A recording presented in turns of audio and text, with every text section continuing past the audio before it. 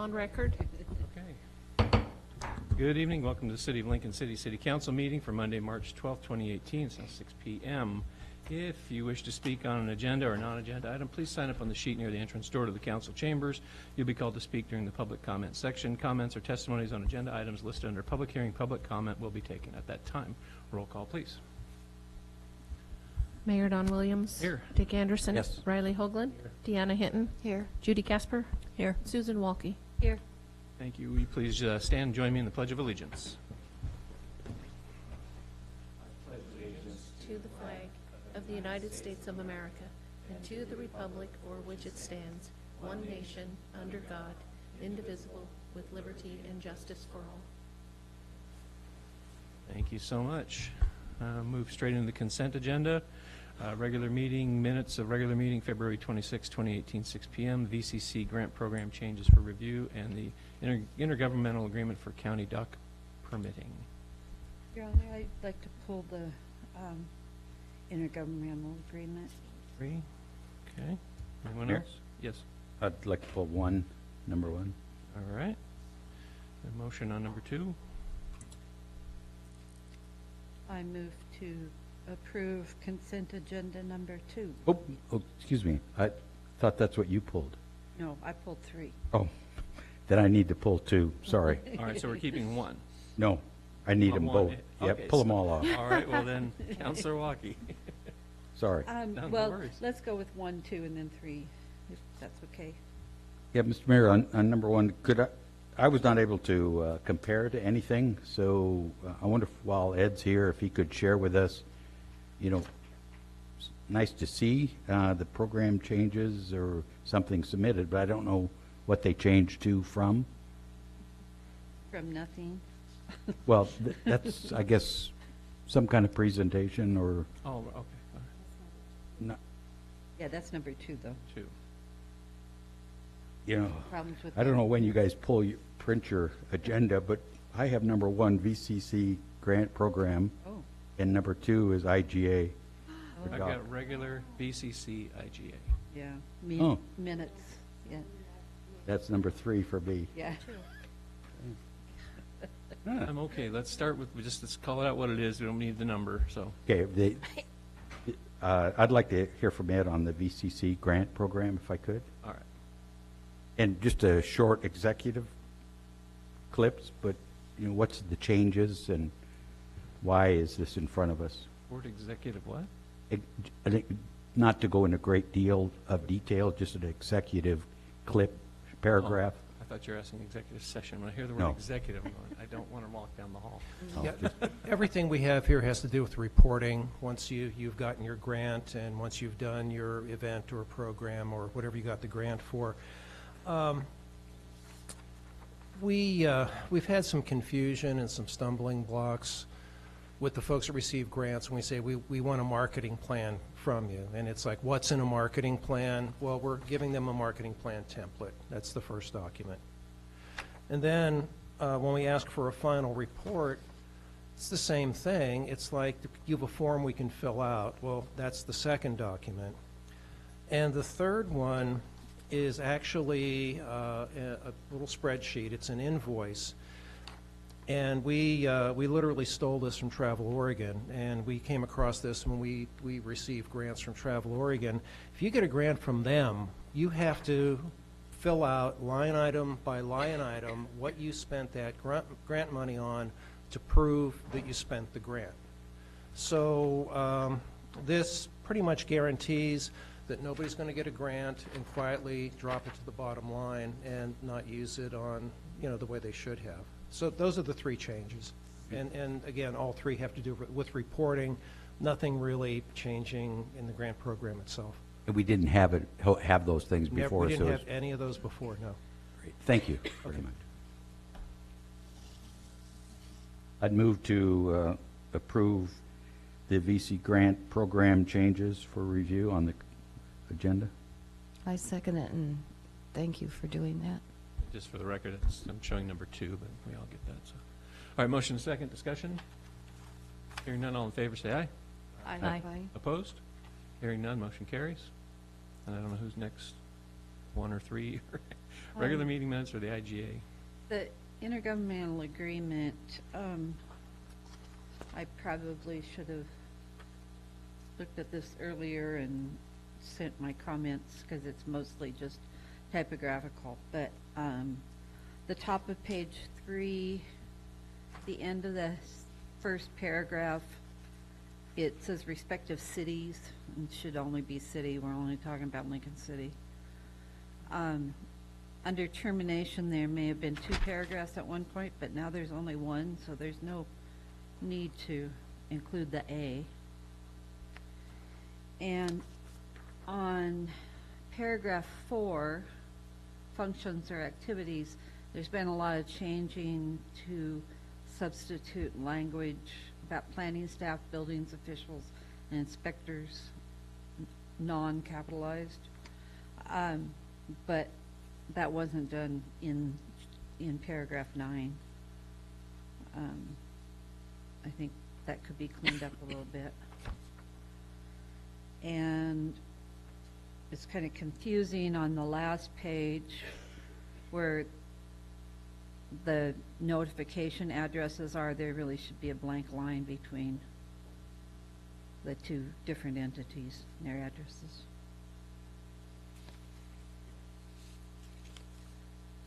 Nothing substantial, but it was. Good. Mr. Mayor, could I add to that? Please. Just as a note, updating, Commissioner Hunt is the chair now instead of Thompson. Time passes. The other is, the question I had was, I see this was originally passed and submitted to the county February 2016, and we're just getting it back. I wonder if,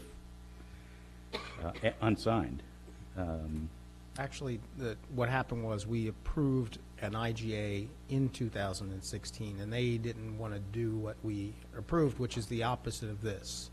What we approved in 2016 was they would do the inspections, and they decided they didn't want to do that. And so we didn't have an agreement. We thought we had an agreement. We agreed here, you guys agreed, and we thought we were I think when you approved it, it was subject to some minor changes the county attorney might have.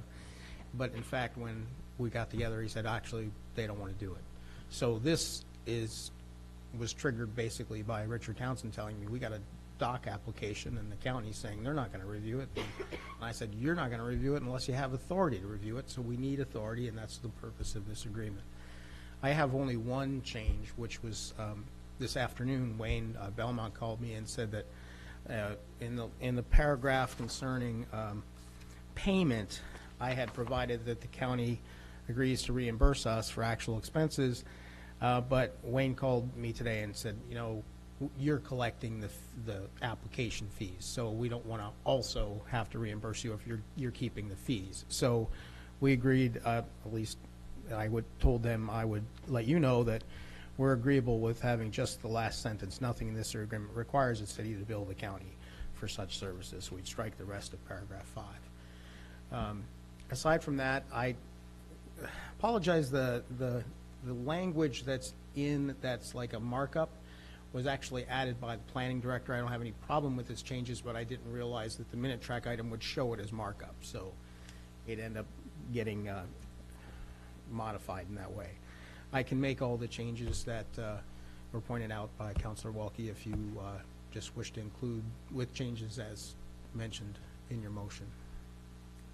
And Mr. Mayor, the other thing is, just out of curiosity, one, maybe we ought to impose some kind of tracking mechanism, so if we think we've got something with another governing body that we know we have it after. Yeah. But I was curious of why in the document it didn't include Sluts Bay. You know, Devil's Lake was clearly named, but not Sluts Bay, and that's certainly, the beach is on city property, so why wouldn't the same? I think it covers, and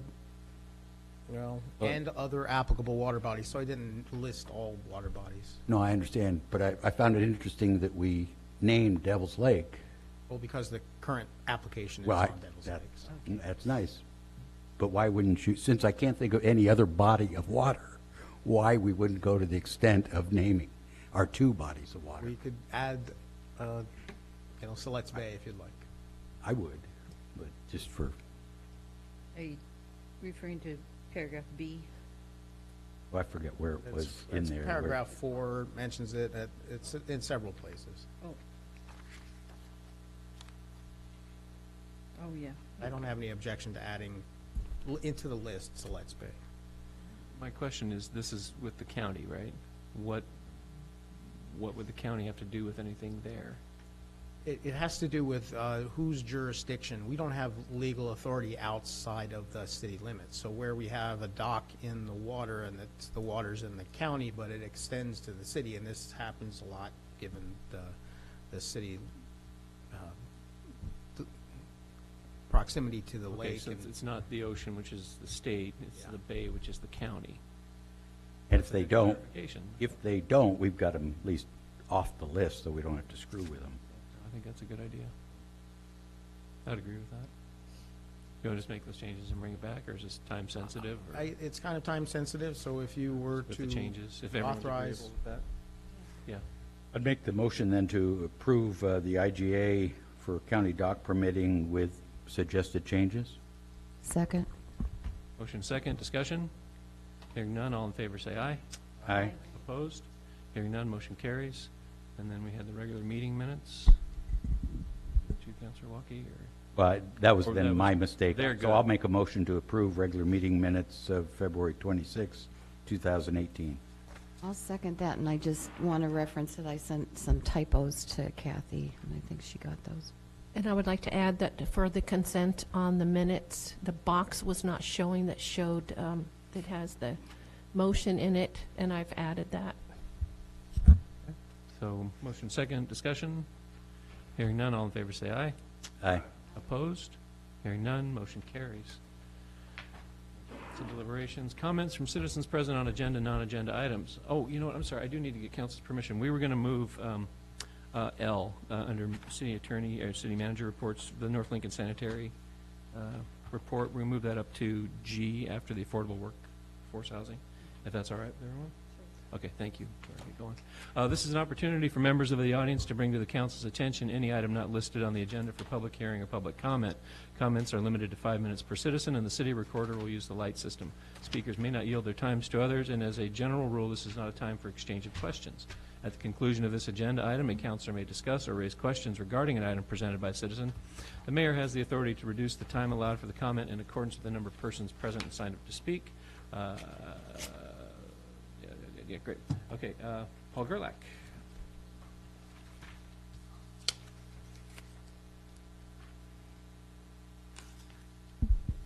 Hi, my name is Paul Gerlach. I'm a homeowner in Glen Beach at the Keys. And just here again today to try and briefly just reiterate some concerns that I have. And I've educated myself on hours of YouTube videos of cities that have started these homeless shelters, and the just the problems that occur. And homelessness is an epidemic now. Hawaii was one that was really suffering, and my concerns here is that I don't want the city to approve any zone changes for the homeless around businesses. This is a tourist community, and we have hardworking families that own businesses here that don't need, people panhandling and scaring their customers away. And with the homeless shelter being at the end of town, there are many businesses that are affected. I've interviewed several business owners. I have actually witnessed one homeless person from the shelter who tried buying beer at the little Minute Mart, and they refused to sell it to him. The fella threw a fit, and when I drove into the store, I seen "die" written on the employee's window of his vehicle. And I mentioned it to him, and he told me about the incident that just occurred. And we walked out to look at his truck and see if it was vandalized. And the scary thing about it is the die was written on the inside of his window. The guy got into his car, and to me that's frightening, you know. And just because a person's homeless doesn't mean they're mentally ill. I understand that. We have some kids in our community who are living in a tent. Their parents are working. You know, that's where my heart goes out, you know, to individuals that, you know, are really trying, but they just can't make enough money, you know, to put a roof over their head. You know, what I've kind of been doing with the business owners and members in the community, I even interviewed some of the homeless people. And what I'd like to see happen before any major decisions of a zone change, you know, what I've learned on the YouTube videos was that's kind of the beginning, you know, was, and for anybody starting a homeless shelter, they know that. They got to change zones, you know, for to even have this thing. And that's the beginning, is that zone change, and that it just grows from there. And, you know, with grants, the meeting I was at with Mr. Anderson made a comment about, you know, grant money, and you have to pay these people. And to me, that's a huge concern, too, that we're not paying 5 or 6 members 6 figures a year. You know, I mean, it could just bankrupt this community. You know, the issues that are happening to these other cities, it's medical, first responders, the police calls, all of that stuff costs money. And it just, you know, it's a real big impact on the community. And I feel that, you know, we should get together with our courts, with the landlords, all right, to try and maybe think out of the box and do something different, because what they're doing right now isn't working. You know, they build them and then they just come. And it's an epidemic. It's a disaster. And we've got to protect, we got one street, and we have to protect that street. You know, people will just drive through this town, and these businesses will just collapse. You know, they depend on the tourism. I'd rather see our grant money going to help, you know, low interest loans, and, you know, for the help business, you know, help business here, help our community. And we got churches, give them a little bit of money, help them out. You know, we need prevention. And AA meetings, if you get on the phone and try and find an AA meeting, it's pretty hard, you know, or a Narcotics Anonymous meeting, pretty hard. You know, that's where our money should go. I mean, with some teeth, you know, we need our, as far as a group of, you know, think tank, you know, courts, landlords, schools. I spoke with the principal, and Samaritan Hospital. They're obviously affected, you know, with these medical calls, and you know, the first responders and the community members that would be affected if there is going to be some kind of a zone change. But, you know, location is gigantic in this, and if we don't protect our businesses and promote business here, that's probably the biggest thing that we can do for homelessness here, is create some more jobs. You know, you know, we only have public radio here, pretty much. You know, you don't get good reception out there at all. And what I constantly hear on the radio are events of the casino, and you know, it just promoting the heck out of that. But there's a little German restaurant, the best German food I've ever eaten. Never hear anything about that. You know, it's that kind of thing. You know, it's you know, okay. But Thank you for coming. Excellent points. Thank you very much. Mr. Force.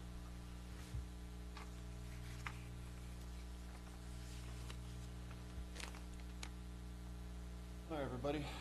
How you doing? Guess why I'm here? Just give us your name for the record, John. I'm sorry? Just give us your name for the record. John Force, 1820 Northeast West Devils Lake Road, Lincoln City.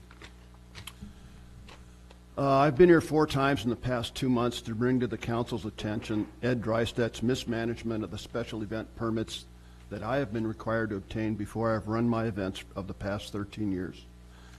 Out of the blue, he decided to tell my rivals that they didn't need a permit anymore and go ahead and run their contest.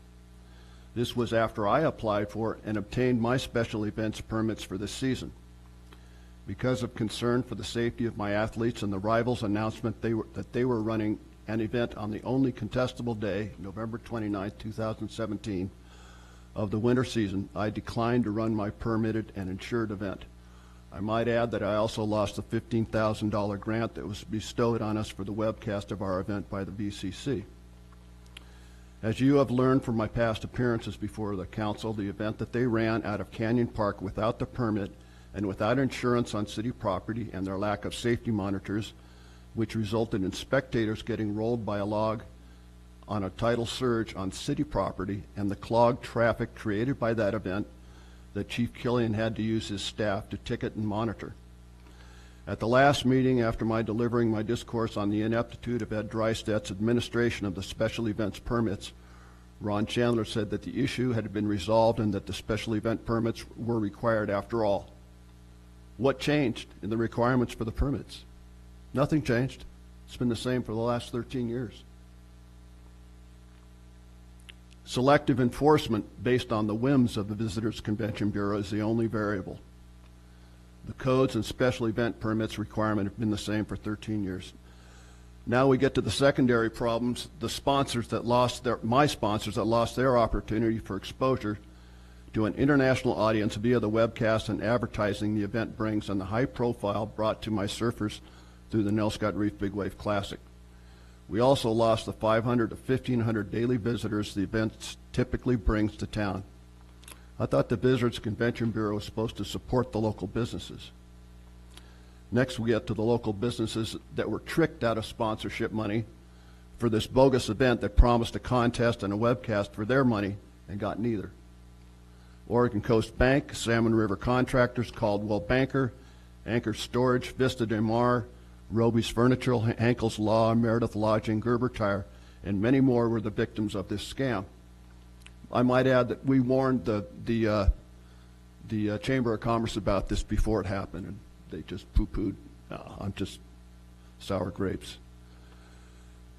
The creators of this bogus event were Gabe Smith, who I have fired last year for the same behavior, and Adam Wagner, who I let go 5 years ago, and Eric Akaskalian of Toaster.com, who has been the author of at least 5 fake contests at Nell Scott over the 13 years. The APT event at Nell Scott in 2006 that never went, the APT qualifier in 2007, the 2014 Sitka Pro, 2015 Sitka Pro qualifier, 2016's 10-barrel brewing, and this year's 10-barrel Nell Scott Reef Pro-Am. Not one of those contests ran, yet they collected sponsors' money. I might add that last year I called Ed and told him I have a potential sponsor I would like to recruit and will like his endorsement, and could I have that sponsor call him for the confirmation of the success of the Nell Scott Reef Big Wave Classic. Ed said he couldn't do that for undisclosed reasons. When I asked Ed what those reasons were, he wouldn't answer. What exactly are the secret agendas of Ed and the VCB? I guess if he told me, it wouldn't be a secret. One last thing for now. At the last meeting, Ron said that the authors of this bogus event at Canyon would be cited if appropriate. At a meeting with Chief Killian last week, I gave pictures and other evidence to him to back up the charges, and I want to know if they have been cited. Have they been cited?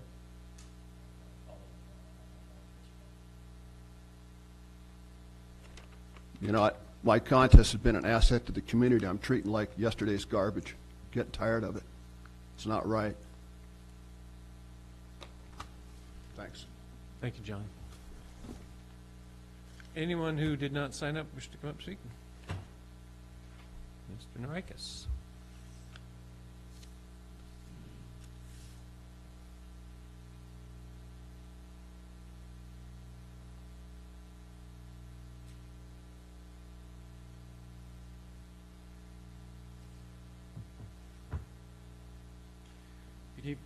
Good evening, council and staff. Chester Norikis, Lincoln City resident. I'm here tonight with appreciation and gratitude for our Lincoln City employees who have kept the city functioning for another year while meeting the many standards and mandates from our various state and federal agencies. I thank our city staff and department crews for the following. Number one, the 2017 Water Quality Report, which concluded, quote, "Our system has not violated a maximum contaminant level or any other water quality standard," unquote. Thank you, Lanny Hankins and crew. Number two, the creation of a water management and conservation plan required by statute and submitted to the state by Lila Bradley and found to be consistent with criteria in OAR Chapter 690, Division 086. Thank you, Lila and crew. The 2017, number 3, the 2017 Influent Infiltration Report, which stated that we have cleaned approximately 100,000 feet of sanitary sewer lines over the past year. Also, many repairs to sewer lines were completed, resulting in approximately 39.5 million gallons of rain and or groundwater being kept out of our wastewater treatment plant. Thank you, Craig Craddock and crew. Number 4, the successful installation of our new centrifuge at the wastewater treatment plant, which relieves pressure on our currently full sludge ponds. Congratulations to wastewater treatment plant crew, city staff, and K&E Construction for resolving the problem at 1/2 estimated cost, the problem of being unable to run our new centrifuge while transferring material from digester 1 to digester 2. Resolving this problem allows us greater flexibility regarding sludge transfer. Well done. Number 5, thank you, Mr. Chandler, for preparing our latest State of the City report. I feel grateful for all the employees from administration to urban renewal for successfully completing all the work required to provide the services that allow 8,000 residents and many thousands of visitors to enjoy a quality of life wished for by millions around the globe. Thank you, Council, for your time and energy in working with staff. Good evening. Thank you, Chester. Anybody else? Anyone else? Nope. All right, we'll move on. Mr. Mayor, please. before we leave public comments, would it be appropriate, the first speaker raised concern about changing zones and for homeless, but I'd like to point out that many of our commercial zones today have an emergency shelter labeled in that zone already. So I think there's only one commercial zone, and that's the Taft Village, that doesn't have it. So I didn't want him to leave, if he hears of the shelter opening up in another zone, that there's been something he missed, that it's a allowed use today in commercial zones. Thank you. Okay, affordable workforce housing update.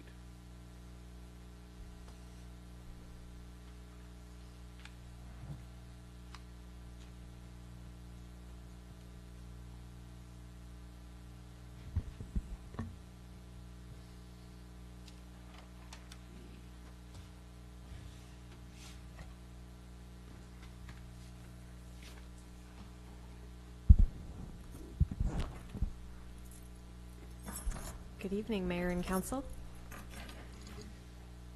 Evening. Give you a brief update on where we are on affordable housing following on our earlier meetings on the subject. And Allison's going to kick off here. Okay. So based on previous City Council meetings, staff is pursuing a 4-prong approach to workforce housing. I'm going to cover a couple of those, and Richard will cover the others. The first one that we're working on is continued support of Lincoln Community Land Trust's efforts to develop workforce housing. As you might remember, this is for home ownership opportunities for individuals and families who work in Lincoln County. And so just wanted to give a quick update that I've got also what are they calling it? An impact statement. So I'll go ahead and pass this around, but it's an impact report from the last 3 years from Proud Ground, which is the administrator for the Land Trust. Just wanted to give you a report that they have been doing some free home buyer information sessions in Newport and Lincoln City, and they've had some great attendance at these work sessions. They had one in October, November, February, and then again the next one will be March 17th from 10:30 to 11:30 in the morning, which is a Saturday, in the Driftwood Library. So if people are interested in some grants that they have available for home buying, that would be the time to check that out. The second prong that we are working on is to partner with experienced workforce housing developers and develop our public property where we can for residential. In 2017, the City Council identified some public properties to be sold with any proceeds going into the city's workforce housing fund. A draft request for proposals for real estate broker services is nearing completion, and once a realtor agreement is reached, the surplus properties can be listed for sale. Other properties at that time were identified as development partnership opportunities, which are now being made available to developers through a request for expressions of interest on the city's website. If you go to lincolncity.org, then click on the tab on the left for economic development and go to property development. All the information is there for all 8 of those public properties. And responses are due this Thursday by 2 p.m. And there are 3 parcels of those 8 where the city can partner with a developer to create workforce or affordable housing. And those properties are Northeast 25th Street, Northeast Reef Avenue, and Fernwood Phase 1, which is located in the Villages property. Are there any questions on the land trust or on our property development offerings? Nope. Okay, so Richard, do you want to talk about the... Yeah, I'll talk about the first thing is the implementing recommendations from the housing needs analysis. And we have been looking at a number of them that we've been working on. One is explore innovative approaches to setting fees and system development charges on new construction of affordable housing. And that's principally looking at SDCs on that, system development charges. That's related to another one in here as well, but looking at the possibility of rather than having one size fits all for system development charges, perhaps base it on square footage. We've done some preliminary analysis in the recent past that showed it could be done in a revenue neutral way, which would mean that a larger house would pay a higher SDC, a smaller house would pay a lower SDC, and with the result being it would tend to encourage smaller houses. The second one was explore offering expedited review and permitting for residential or mixed-use projects that meet certain criteria. One thing we're doing there is, I've mentioned this to you before about having some plans drawn up for affordable housing that could be, we would put through the process and then builders could use for free. We have a draft contract with a designer. There's a couple details that I need to fix on it, and then we'll be ready to go on that. There was another one specifically said, consider applying SDC charges on a square foot or fixture count basis so smaller houses pay less. And I mentioned that, what we're doing on that. Consider deferring SDCs and providing other incentives for accessory dwelling units. Actually, right now, as long as a property owner does not seek to increase the size of their meter, their existing meter, we don't charge SDCs for accessory dwelling units, which is a tremendous incentive for accessory dwelling units. Parking requirements is consider setting parking requirements to the minimum standards that will meet the community needs in order to reduce land utilized for parking and reduce the cost of housing development. That relates principally to multifamily dwellings. We haven't yet, but we're going to be doing a parking study on the utilization of parking at existing apartment places right now. We've talked to some developers who said that, our 2 parking spaces per unit standard is seems high, but it also seems to be what's used. Now, it may be that if we require less, they'll be, in other words, they'll provide less, and maybe those excess cars, if there are excess cars, won't be there. But we'll just have to see how that plays out.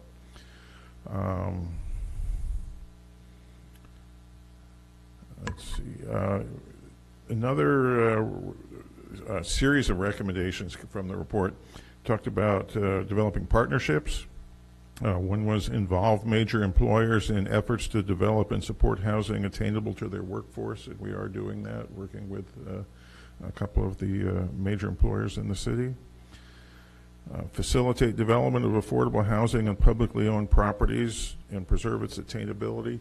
That's one of the things that's really good from the request for expressions of interest that Allison mentioned, is that we have these cities' properties that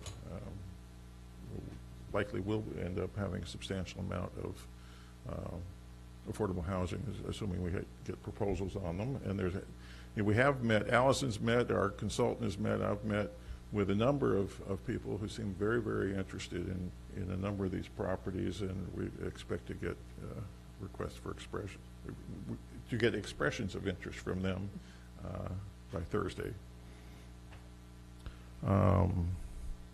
Develop and nurture local and regional affiliations and alliances to provide affordable housing. That certainly is happening, and Allison's really taken the lead on that. Is doing a good job of keeping us involved with everybody on that.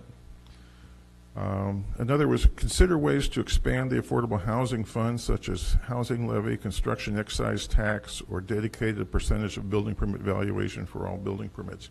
We'll mention a little bit more later on about the construction excise tax, but a number of communities have started to do that, and it has a lot of potential on that. On regulations, allow affordable housing throughout the city, and especially in areas with good access to transit, employment, education, and shopping. We do that.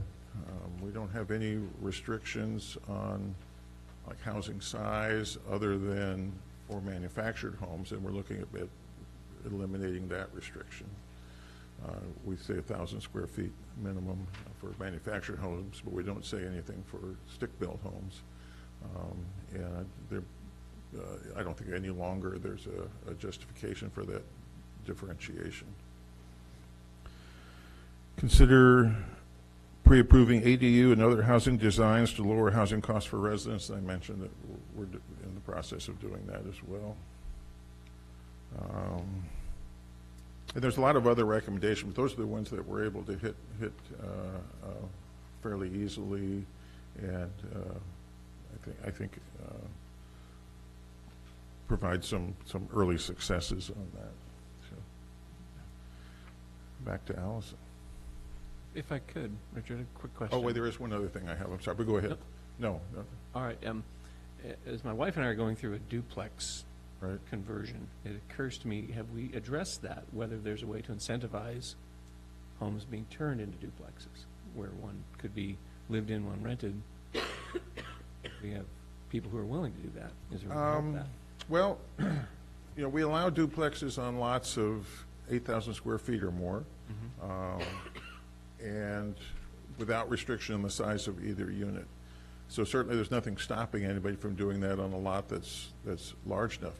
But also we allow accessory dwelling units on almost all lots in the city, and they can be attached. So essentially, it could be a second dwelling unit, like a duplex, but a smaller one, and it can be, make your basement or your lower floor separate, and close it off, and there's a second dwelling unit. We didn't have a square footage restriction on that? No, Okay. we have a maximum, not a minimum. Yeah, that's what I'm saying. We have a maximum of 50% of the main house size, or I want to say 800 square feet, whichever is less. Okay, well, that's still a good option then. Okay, great, thank you.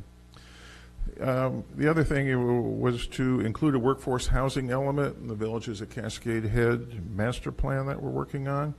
And we will include workforce housing guidelines in the revised plan for the Villages property.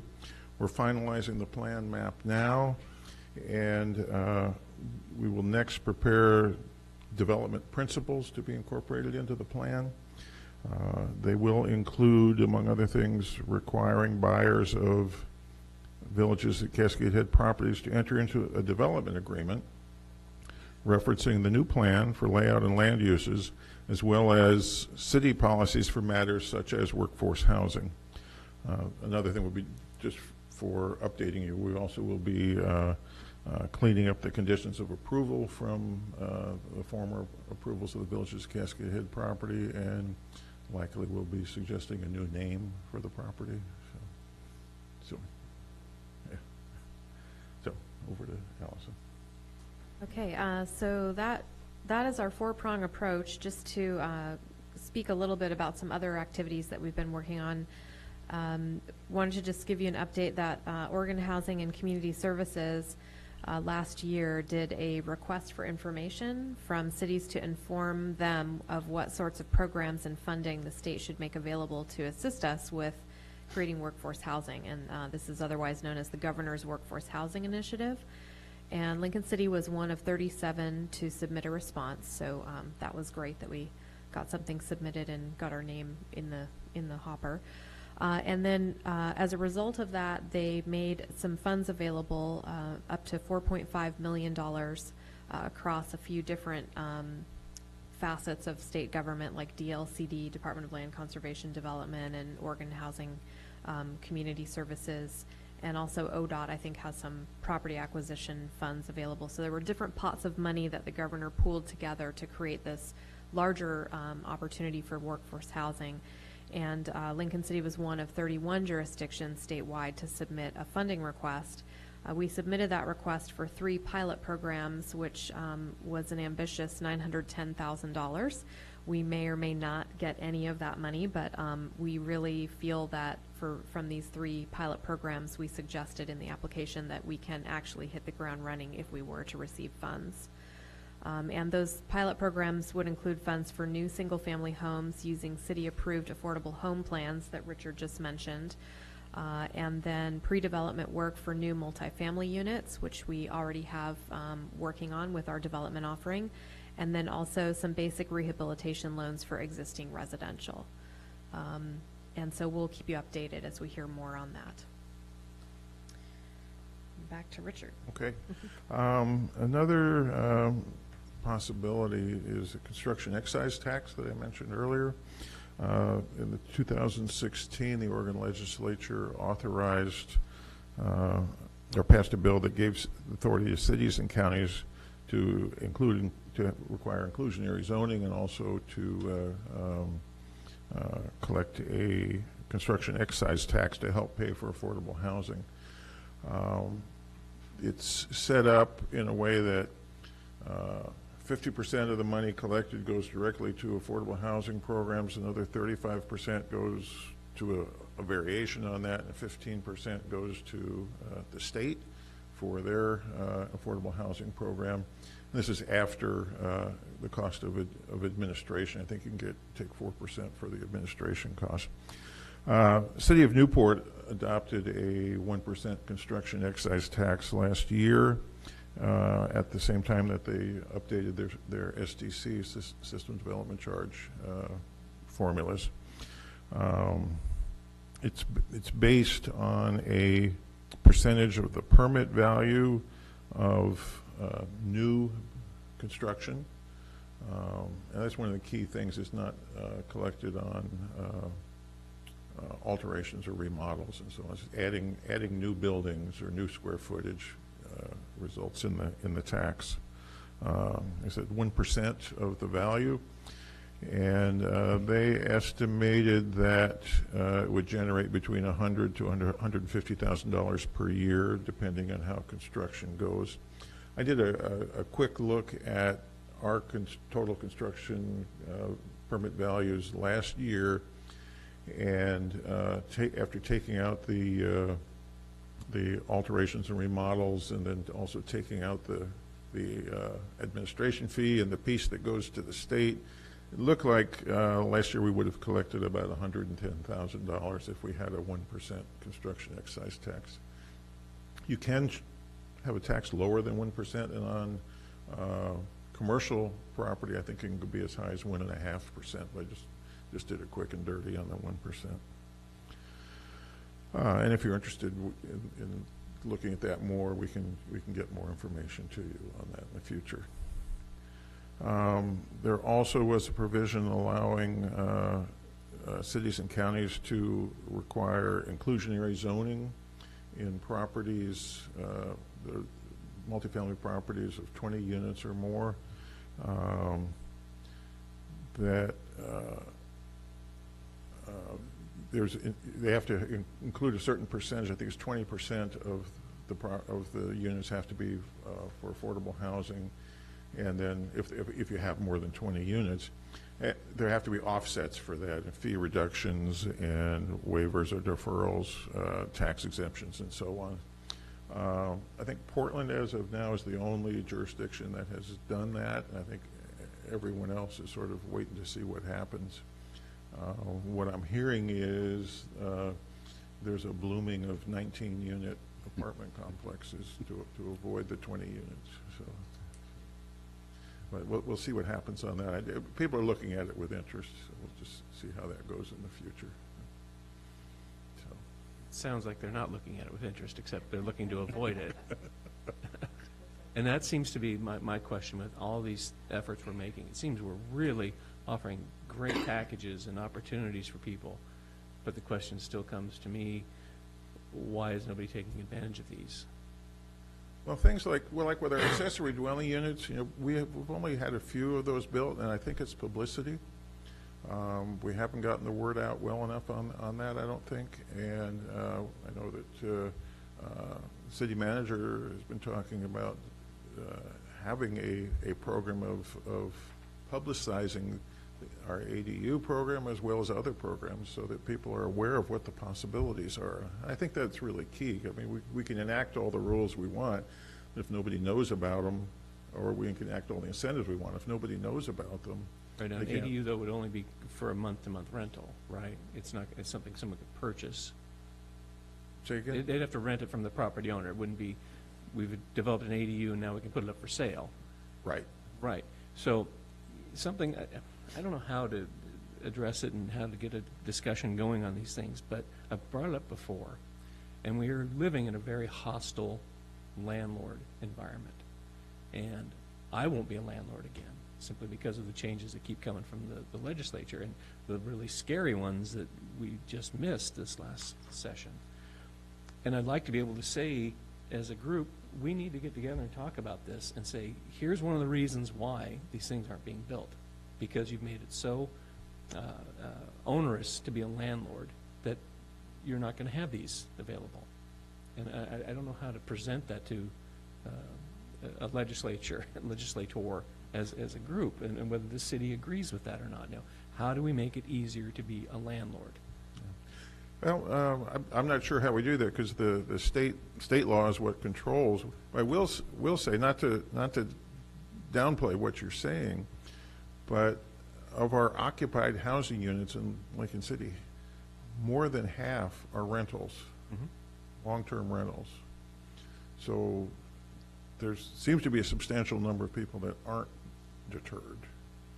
I would ask how many new ones, as opposed to how many have had existing tenants, comfortable relationships. Again, it's just a personal thing. Yeah, no, I understand. Again, I've been wanting to wade back into that, but no, I'm not going to do it. The risk is too high. And I'd just love to be able to find a way to express that to these folks, to say, maybe you need to consider what you're doing is disincentivizing people from becoming landlords. That's all. Mr. Mayor? Yeah. I wonder, switching topics, one of my favorite, excise tax. I'll go on record now that I'm opposed to that, simply because the city has already taken what I consider real aggressive action by buying the villages and buying land. So I think until you either sell that land or use it, and from a sale we can replenish a fund if that's what exactly, we think we need. But to do both, I'm not in favor of. And I know now that we have the land, by selling it or doing something with it, we can also, with that, replenish a fund. The other thing, I think we've got a sense of creep, because also on that same construction house, you now have and have had a school excise tax. So now we want to add another tax because we can, and it seems out of line to be charging increasing the cost of the product we're trying to get people into.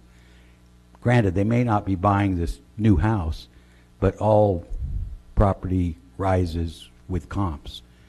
So I think it's a catch-22. But the real message is I'm not willing to do both. We've got a fund now we use as a revolving loan fund.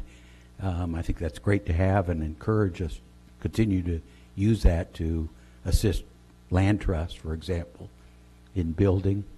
And I know you're just throwing out, but to use Newport as an example, they hadn't done anything. So I applaud their effort. At least they've done something finally. But Lincoln City is way ahead, and I don't think we need to add to our costs. Yeah. In that sense, yeah, I agree. We are ahead of many communities. Having that land, it was a huge advantage we've got. A couple of things I would like to mention is as far as the excise tax, and I'm not saying yes or no. I don't know if we can exclude certain properties from imposing the excise tax. In other words, if the construction, if the permit value is more than $200,000 or something, then there's an excise tax. If it's less than that, there is. I don't know if we could do that or not, but that's one way to not drive up the cost of affordable housing if there were to be an excise tax. We're going to build affordable housing by charging you more. The state's already right, that's what I'm saying. already added to that with the dock fee. Yeah. So Yeah, so that's a possibility. You also mentioned the revolving loan thing. I think that's a huge matter. One of the things that really helps with affordable housing in every community is make it easy for people to stay in their houses. You're having a housing rehabilitation funds available can do that, and it's most of the houses that might be necessary for are already paid for. You know, the person that's in them has paid for them, and so that's really affordable. If we can make more rehabilitation money available, I think that would be huge. I was just going to add a ditto to the excise tax. I'm not in favor of doing that right now. Maybe later, but. Mr. Mayor, Yeah. Mr. Townsend, are these things that come through Planning Commission or not? Would they, this kind of the workforce housing and ideas, there's certainly some here, and wouldn't there be that would come through planning, or would they all come direct to council? A number of them would go through the Planning Commission. Some of them would be. Yeah. Okay. Good. And some of them don't have to go anywhere. Things like develop the new plans, and Yeah. those kinds of things, except through the budget committee or through the budget process And marketing. and marketing. Mr. Mayor, Yes. if I can add just a bit on this to just kind of put it in. Pull your mic. If I can add a bit on this to just put it into the global perspective. The housing prices are determined by the market, and the market is a powerful force. And it goes up and it goes down, but it is the determining factor as to what the cost will be for a house, whatever kind of house it would be. And so when you look at this, every action that has been described by our two employees here tonight is a government effort to either reduce the cost associated with a residence, or to buy down the price. But in the end, the market always still gets what the market wants. It becomes a matter of who is going to pay for it. And I think that's an important point to always remember, that when we are talking about these important topics of workforce housing and trying to create that, if the market is $400,000 for a house and now it's $350,000, or if it's $200,000 and now it's $150,000, the market still gets the $200,000. Somebody else has paid the extra $50,000 in that. And that's just a really important thing. And it's also important because when we look at workforce housing, we're talking about incremental steps. We're talking about some houses here, some houses there. Our ability as a small community to change the market dynamics completely, to make the market go down, almost an impossible thing to do, to say we're going to make the whole price of housing in the city go down. because there's a lot of forces that push it back up, some will push it down. And so I just wanted to give that global impact so that as we talk about these things, everything that we are looking at is in some way trying to reduce the market cost to the home buyer, but it is a cost that somebody else is picking up, whether it is through the taxpayers picking it up, whether it's a higher density residential area, greater multifamily homes rather than single family dwellings, a lot in the planning. When you look at all that the planning department has done, it's moved us in the direction of having more multifamily dwelling units and less single family dwelling units. Well, some people will like that and some people won't like that. And so again, it's just important to keep that in mind as we look at all of the efforts that we're doing. Well, and if I may, on that, there's also a side that is the supply and demand side, that as we create more supply, the value will go down. Yes. So Yes. That's that balance we have to walk. And that is where we are in a unique position of owning property that can be developed. And that is a very, very unique position. And so that increases the supply, which hopefully affects the price as well. But not too much. That's the other side of it. That's also the other side of it. Yes, sir. Okay. Anything else, folks? That's it. Anyone else? Nope. Thank you very much. Appreciate you. the information, as always. The next time you show up, you got to have the answer, okay? Have the answer? For all of our problems. Oh, I'll get to Just work on letting you that right know. away. That's okay. No pressure. Public hearing, public ordinance, nothing. Ordinance. Oh, I'm sorry. God, I moved him up and I forgot all about you. Tina, are you prepared? See, that's happening when I look here instead of here. Notes are.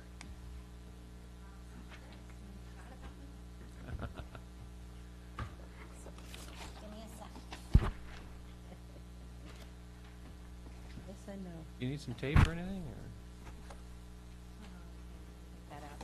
That's what I'm saying, if we get a little tape and put that up front. At least you guys can see it.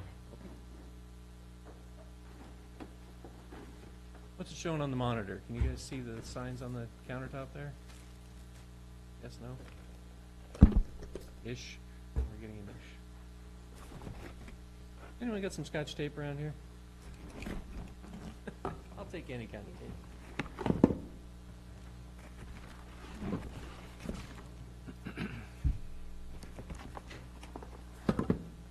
All the way back to the office.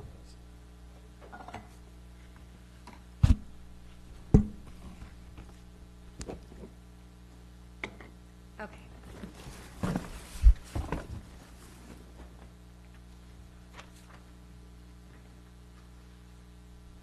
I'm sorry if you can't see it very well, but I figured it was better than nothing. So, good evening, Mr. Mayor and ladies and gentlemen of the council. My name is Tina French. I'm president of North Lincoln Sanitary, and I came before you tonight to kind of give you a status update, I'm going to call it, because I'm hoping that it is just an update on the status of the recycling market.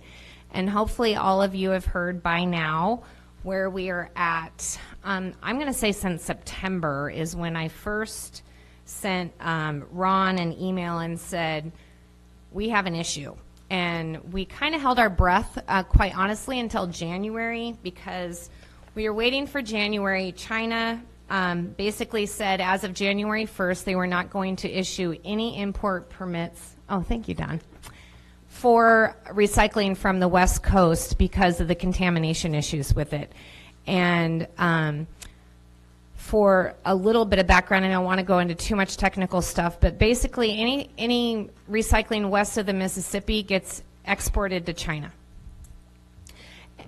Yeah, it's terrific.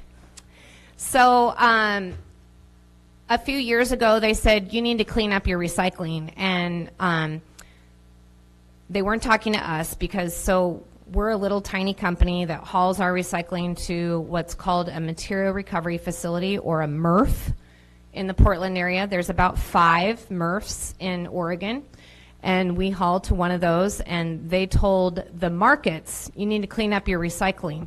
And I'm assuming what happened is they were met with oh, okay, yeah. Nothing really changed. And we kept accepting the stuff that you all put in your blue cart, and everything was hunky-dory. We delivered it to market.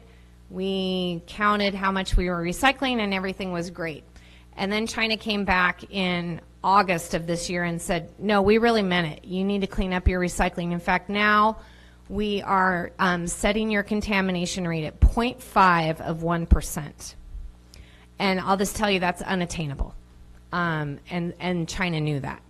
And so the markets in the West Coast region, and when I say West Coast, I mean west of the Mississippi, there's not a whole lot of recycling that comes from west or east of the West Coast, if that makes any sense.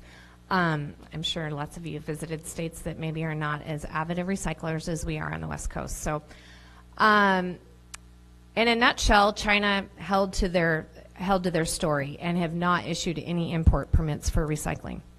And so our company started in September when we heard from this from our material recovery facility. We hit it hard and said, okay, what do we know is getting recycled? What can we accept? And what do we need to pull out of the blue bin?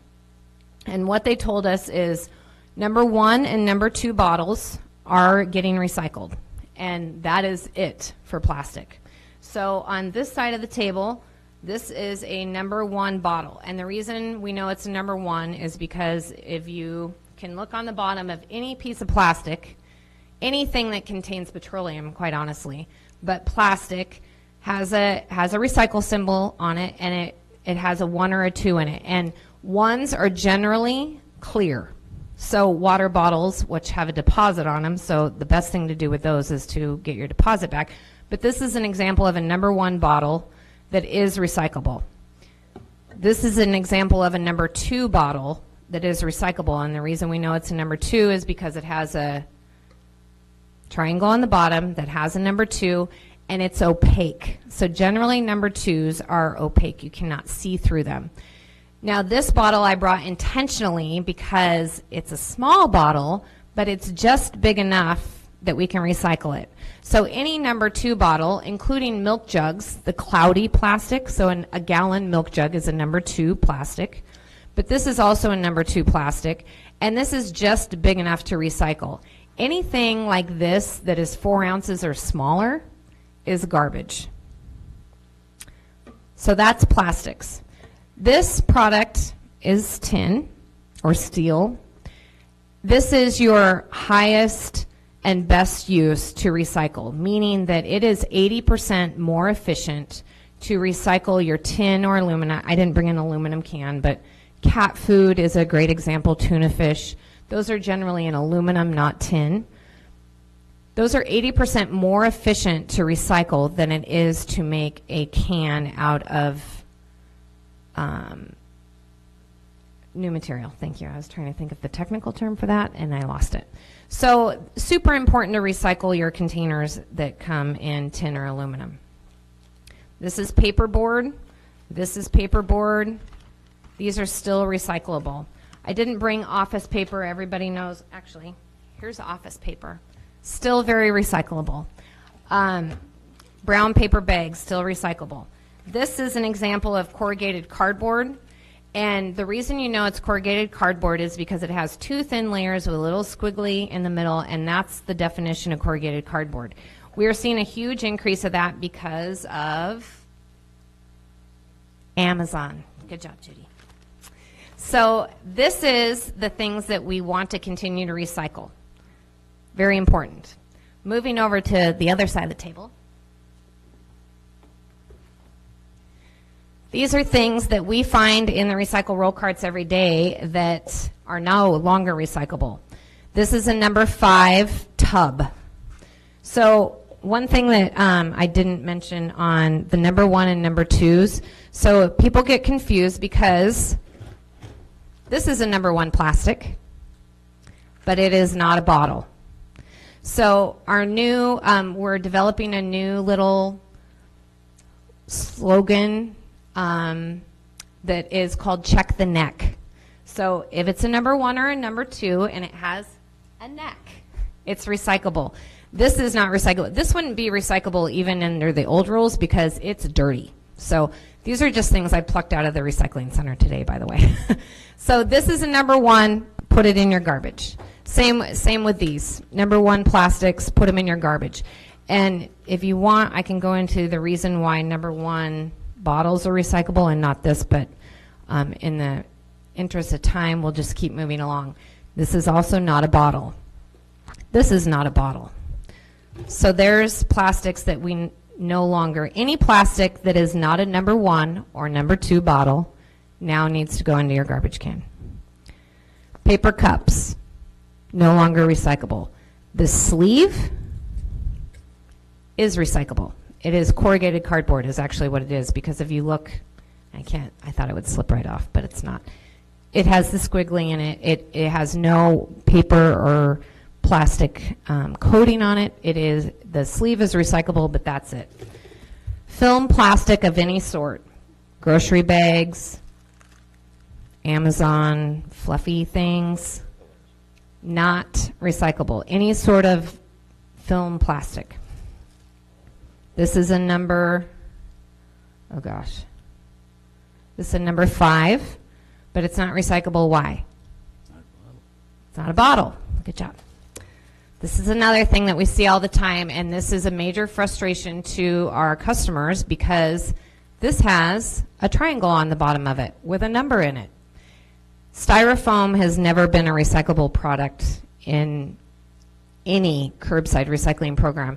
There are a few programs around the state, and one of them being in Tillamook County, that has a styrofoam recycling program where one day, a couple days a year, you can bring your styrofoam, and they got a grant to buy a machine to shrink it down into these cubes and send it back to market. But it has never been able to go into your curbside recycling.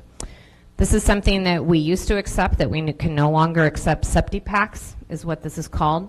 So any ice cream carton, milk carton, septi pack used to be able to accept it, and now we don't. And then I forgot one thing. Shredded paper. This is garbage. Once you shred it, it's garbage. For a couple of reasons. First reason is because you ruin the fiber. And so when you, if anybody's ever been to a paper mill, which you probably haven't, but what happens to paper is it goes into this gigantic blender and it gets made into a soup, and that separates all the paper fibers. Well, when you shred paper, you cut a lot of the fibers. So now you've degraded the fiber down to similar to, what did I do with my napkin? To what we use in tissue, which we find a lot of these in recycling, paper towels, tissues, napkins. So by the time you get to a napkin, this fiber is at the end of its life. It's very short. It doesn't have any degradation to it. It's done. And that's what happens with scrap paper. The other thing that happens with scrap paper, quite honestly, is if you put it in your recycle roll cart, 300 days out of the year, when we are emptying that roll cart into the truck, it's going to blow and cause litter issues. And then if it makes it to the market, when it gets to the market, the same thing happens inside the big warehouse. It falls through the cracks, it gets blown all over, it gets swept up at the end of the day with the dirt and the other things that fall through the cracks, and it gets sent to the landfill. So if you have shredded paper, either burn it in your fireplace or put it in the garbage. Would you suggest even in the garbage, put it, say, in a paper bag or something like that to contain it? Yeah, because the same thing, and if you put this in your garbage and you don't contain it, and we don't put our shredding in a plastic bag. I was just trying to stay a little tidy tonight, but you obviously want to contain it in something. So a brown paper bag or your plastic grocery bag, just tie it up and put it. Most people have a bag in their shredders. We do, at least. That way you can tidy it up neat and go from there. Okay. So let's talk a little numbers. When we started this program in 2004, we were getting paid $120 a ton to deliver mixed recycling to the market. Today, we are paying $123 a ton to tip mixed recycling. And just for a little bit of contrast, that is about 50% higher than what we pay to get rid of garbage at the landfill. In March of 2017, compared to March of 2018, we were getting paid $44 a ton. So we're at about a $170 swing right now. If we were to recycle the same amount of tonnage in 2018 as we did in 2017, it would cost the ratepayers $415,371 at today's rate that we're paying. And mind you, this rate is fluctuating monthly. Every month we get a different rate. Since September, it's just increasingly gotten higher and higher, the cost. So August was the last time that we got paid for recycling. In September, we started paying, and each month that rate has grown significantly. Mr. Mayor? Yeah. Tina, can you explain what mixed recycling is, just to make sure everybody understands that term?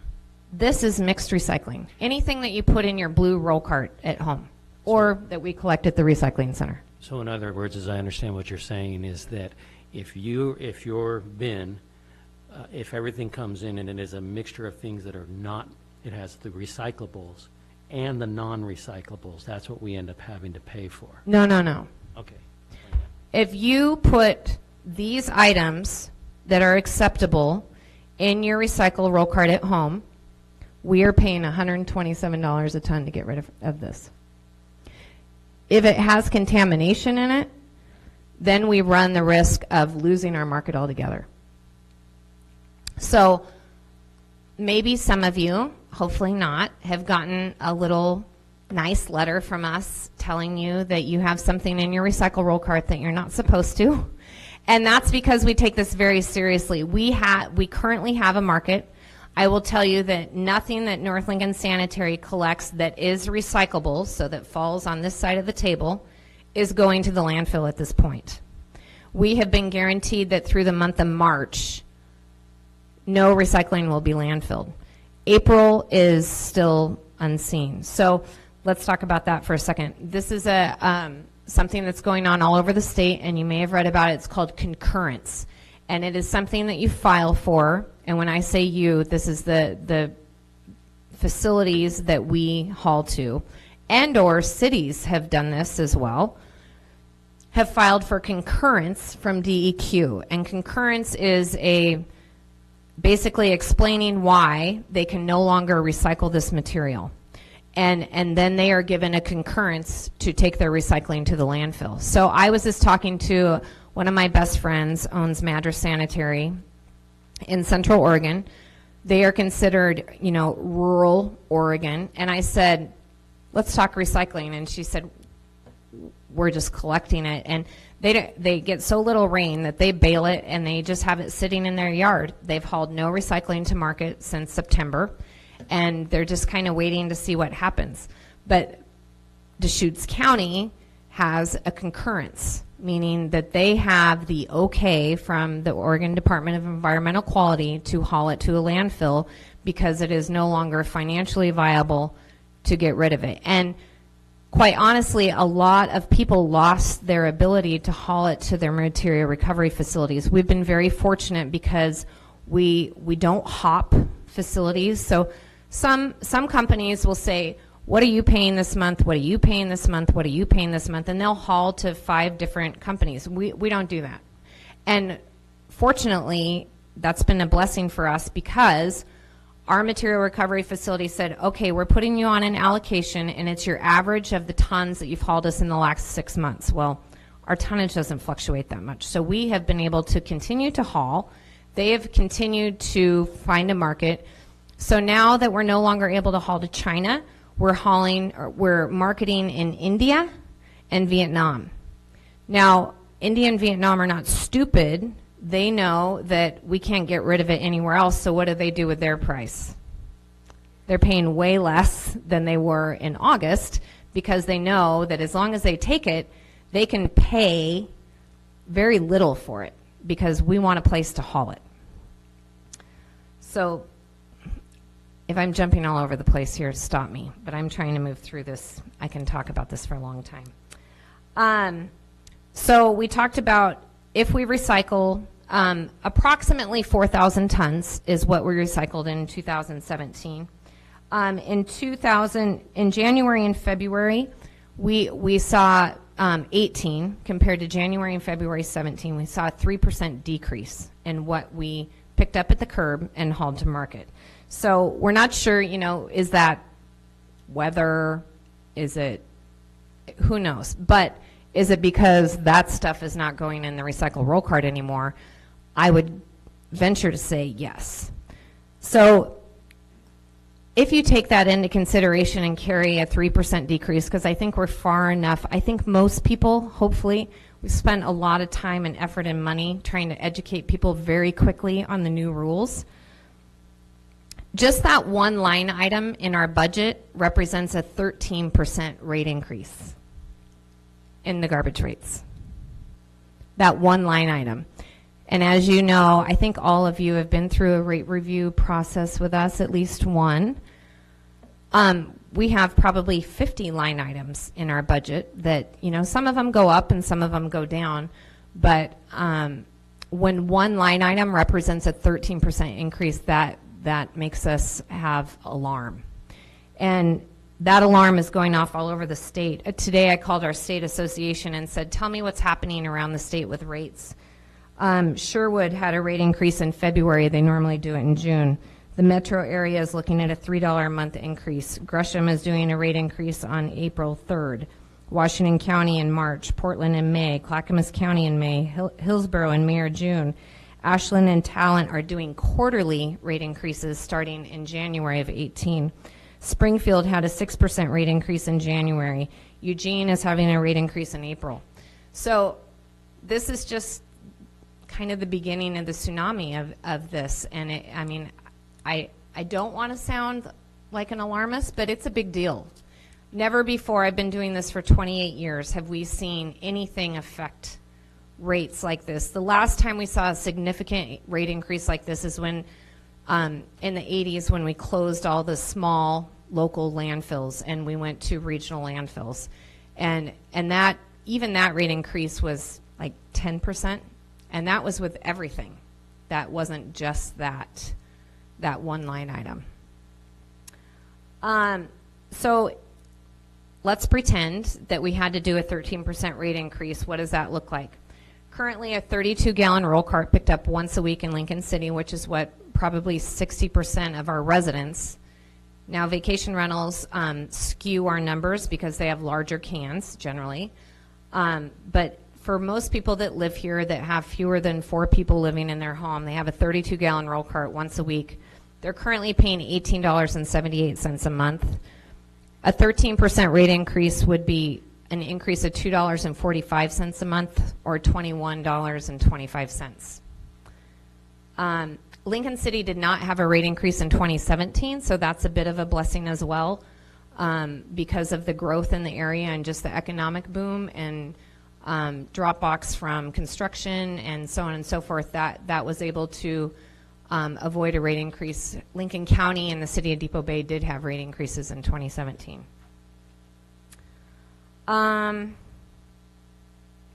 Garbage, recycling, and wood waste tons total have increased by 9% since 2017. So I think that's probably the economy. Their construction is picked up, building permits are up. Generally, when we see a fairly big bump like that, it's generally, construction, economic indicators, not so much just people throwing away more stuff. That's basically what I have. I have a lot of information, and I don't want to get too far into the weeds. But I'm happy to take lots of questions. Tina, on the flyer you gave us, you had some charges, items accepted for a charge. You've always had charge. Are these increases? So the big thing that you're going to see different on this, on the green side of the page, is the second blue star, commingled recycling, $5 per 32 gallons. We have never charged to drop off commingled recycling at the recycling center. Help me with that. So the only reason someone would do that is if they aren't a regular subscriber to your services, and so Generally speaking, yes. And just because I like him so much, I'm going to call out David Hawker because he'll know I'm going to do this. For years, I would see David in the recycling center, and why are you dropping off your recycling? Why? And he's like, I don't know. I just like to. And I will tell you that the demographic of the people that use our recycling center generally are the male category and have lost the pigment in their hair. They like to drop off their recycling. I don't know why. And it's totally fine, but I mean, and David was quite upset the other day. We have, I hope that, have you been sharing the updates that I send you periodically with the council? So we have hired a full-time attendant at our recycling center, and now we accept everything in the pull-throughs. So if you've ever been to our yard and had to drive down into the muddy gravel area and risk your life of being run over by a dump truck or a backhoe or a forklift to drop off a TV or paint or something, all of that is now up in the safe, dry, clean area of the recycling center, and we have a wonderful young man named Cooper who is our new attendant, and he will assist you with all of that. So no longer do you have to drive down and hope to goodness you can find somebody to help you to drop off something other than your recycling. So let me follow up, since I am one of those males that you described, but I am a monthly subscriber, and I've gone through the recycling to drop off my glass, and the young man comes out, and I'm just dropping off glass. Great. It's free. Yes. My concern there, or question, is to someone from Tillamook that happens to be in town with a trunk load of glass, dropping it off. You don't know, because nobody asked me whether I was a monthly subscriber or not. Right. Why are you not, if it's costing you X dollars now to recycle, why are we being so gracious to... That's a great question. So answer. And, well, I asked myself that because I will tell you that, so March 1st is when these rates went into effect. But since November, we have had people in the recycling center, and I don't know if you remember when I came here to give you my State of the Trash address, I told you that we had our daughter in the recycling center this summer asking people where they were from, why they were using the recycling center, so on and so forth. We have continued that, and especially since this went into effect, 50% of the users of that recycling center are from South Tillamook County. Okay. And I have been in touch with Tillamook County's solid waste district manager and said, hey, I need your help. I sent him this information, and I said, I have no way to communicate with your residents. I don't have any jurisdiction, and our recycling center is not anything that we have to do. We do it as a courtesy to our residents. We happen to be blessed to be right in the middle of town, and it's a convenience station, quite honestly. Now, we have to accept paint, and we have to accept computers, but we could send everybody out to the transfer station on Schooner Creek Road, where we are required to, by permit, accept those items. But this one in town is it is simply a courtesy, and we don't want to get rid of it. I mean, yes, it is a cost to the ratepayers, but how many of you want to drive to Schooner Creek Transfer Station to drop off your glass? Okay, I guess I wasn't making it clear, though. Why wouldn't your young man who's there anyway, check my identity or something that I'm a Sure, subscribed and we've member? talked about that. And I talked to David McCall in Tillamook County, and we have talked about that internally of, maybe Tillamook residents should pay $10 to drop off their recycling, or $20. I don't care. I don't care what the number is, because quite honestly, if Tillamook County residents don't use our recycling center, it wouldn't hurt my feelings. Well, my point is, if I'm hearing you right, it costs us money. $127 a ton. So, I've also gotten written down here, isn't that a policy decision that we get to make? But I'm hearing you that the state's not allowing us to make a policy decision whether we want to recycle or not? No, the state is allowing you to make that decision. Okay, But it is good. not my decision, it's your decision. That's what I wanted to hear. Thank you. And there is an economic test in state law that any time that recycling is more expensive than garbage, which we have now met the economic test, and that's when concurrence that we talked about a few minutes ago goes into effect.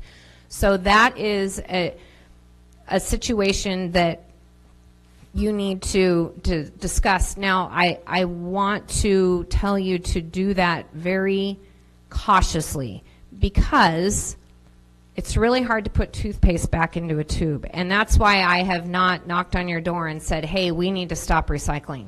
Because maybe in June something happens with the markets. Just as quick as this went away, something, maybe something happens that our markets look better. And even if we were the same as garbage,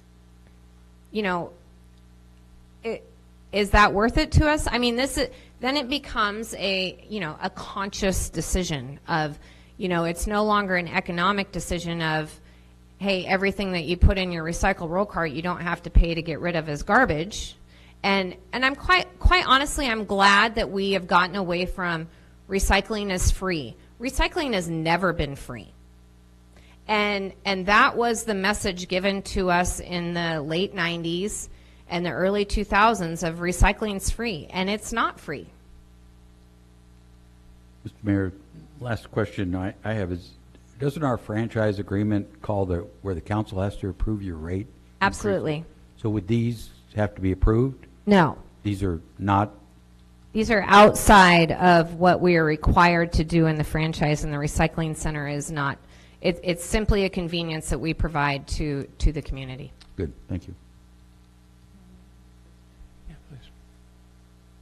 You talked about the charge for mixed recycling. What happens when you get rid of the glass that we bring in? We actually have a great local market for glass, well, local Portland. So glass goes to Portland as a source separated material. And you don't have to pay to get rid of it? Technically, yes, we do, if you include, the collection, the diesel to truck it up there. Right. But we do not pay at the door. We get paid a few pennies at the door. Okay. And same goes for cardboard. Cardboard, actually, we do make pretty good revenue. Cardboard offsets a lot of the other recycling that we do. Although cardboard is down 67% since the first of the year. But that's a reason to not charge for them when they're dropped. That's correct. And we have a great local market for cardboard. Toledo, Oregon. Cardboard comes from all over the nation to that mill. Councilor Hogan? So if they were to bring these items that you're charging at the service center to the Schooner Creek transfer station, they would not be charged? That's not correct. That's not correct. The charges are the same up there. Okay. And we have a flyer similar to this for the Schooner Creek transfer station.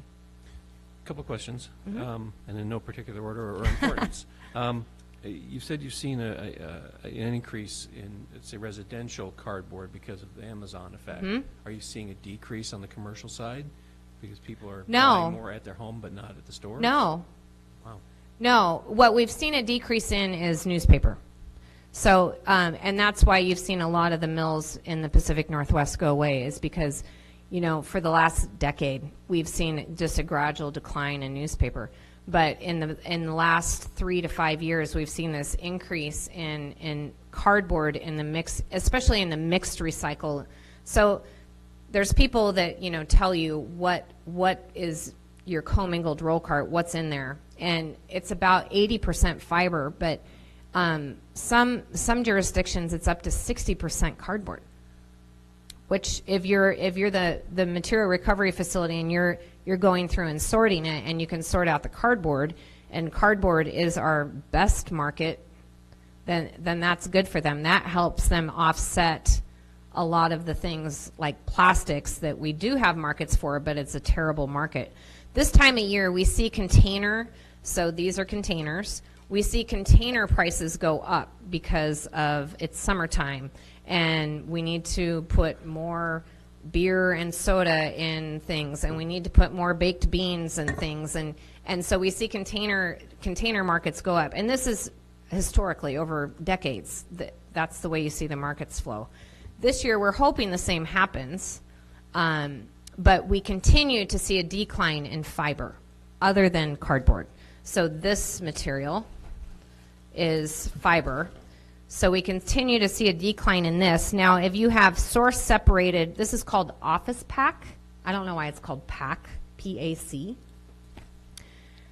If it's source separated, there's actually a fairly good market for this. But when it's mixed in, it reduces the value of this. Okay, is there any reason to continue accepting this plastic with the possibility of being confused by the consumer and then us losing the right to do it at all? Is it best just to get rid of that and just say No. tin, paper, cardboard? No, and that's why I'm trying the best I can, and I am looking for, if there's people out there listening, or if you guys have options of to get this word out. These two plastics are very valuable. PETE and oh gosh, Gretchen's going to kill me that I don't remember the acronym. The number 1 and number 2 bottles are very valuable plastics. The problem is that, and I told you I wasn't going to get into this, but the clear containers, we call them clamshells, down at the end, those are number 1 plastics that started out their life as a beautiful bottle, high quality plastic, and they've been recycled several times. And see, like you hear a little bit of crinkle there.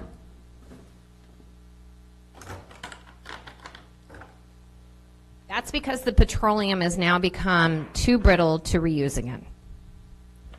So, and there's chemistry involved there if you want to get into that. But I love it when you come up here. I learn so much, and it's just impressive.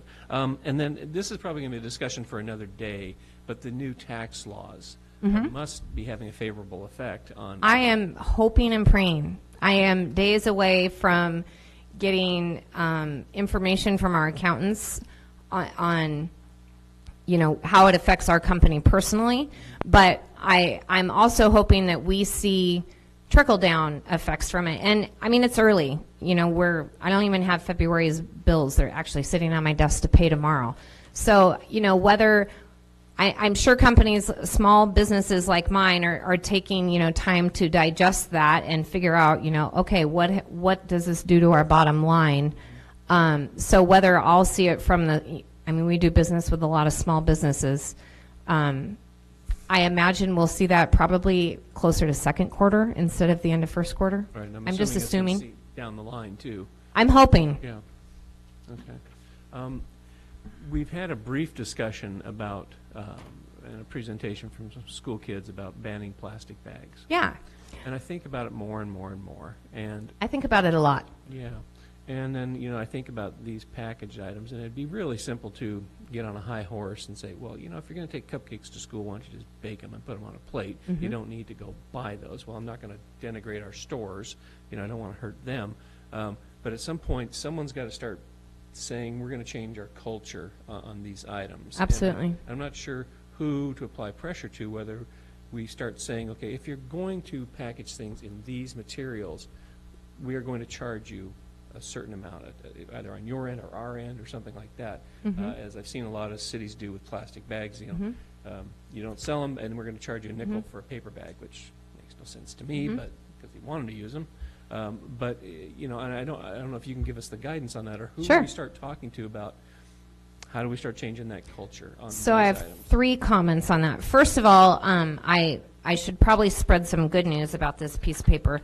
So we have been in contact with Trex Decking out of the Seattle area, and hopefully everybody knows what Trex Decking is. It's a composite decking made out of plastic, and it's a terrific product, especially for the Oregon coast.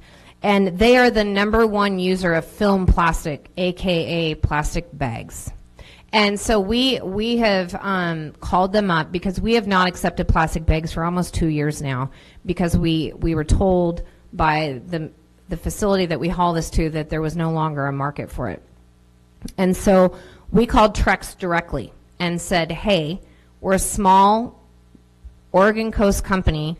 If we guaranteed that we had a single stream of clean plastic bags from our little community, would you take them from us for free? You don't have to pay us. Will you just take them from us? And they said, oh, yeah, we'll do that. And we're like, great. how do we get started? And they said, okay, well, when you get 40 bales, give us a call and we'll come get them. And we're like, oh. And what's a bale? So just so you know, a 40-yard drop box, so has anybody ever seen our drop boxes? They're 20 feet long, 8 feet wide, 8 feet high. One of those jam-packed makes one bale. And do you have any way to compress that and tie it? Absolutely, we have a baler. So we were all excited about this because we're like, yeah, we can bale it. It's going to be clean. We have an attendant. It won't have any. They won't be dirty. This is going to be great. Well, 40 bales, and they have to be dry. Well, we'd have to build a warehouse to store them. So that was out. So then we said, how can we get you one bale at a time? And so we're working with the processor that we haul our material to say, hey, because what we used to do is we used to put them in a big mattress bag that we buy from Mills Ace Hardware, and we would throw it on top of the load that we haul all this material in a 53-foot trailer when it was full. They would pull it off to the side, take it from us for nothing, and then when they had enough, they would bale it and market it. Well, they're no longer marketing it at all, and so they don't want to mess with it. So they said, well, maybe if you brought us a bale, we would be willing to set it aside if they're willing to come get it. So we're working on the logistics of that. I'm confident that we'll be able to find something. I'm very confident of that. And I would love to be able to provide something to the community in exchange for all of the bad news down on that end of the table. How do you haul 40 of those at one time? You don't. I'm looking to haul one. I know, but it doesn't make sense for them to even Well, ask you would that. haul it just like we do cardboard. We hauled 40 bales of cardboard at a time, and we have to keep that inside, and we have to keep it dry. But we produce 5 bales a day, so it's not a big deal to keep 40 of them. To make 40 bales of plastic bags would take us years. Okay. So we're looking to make one bale and to get rid of it. So we're working on that.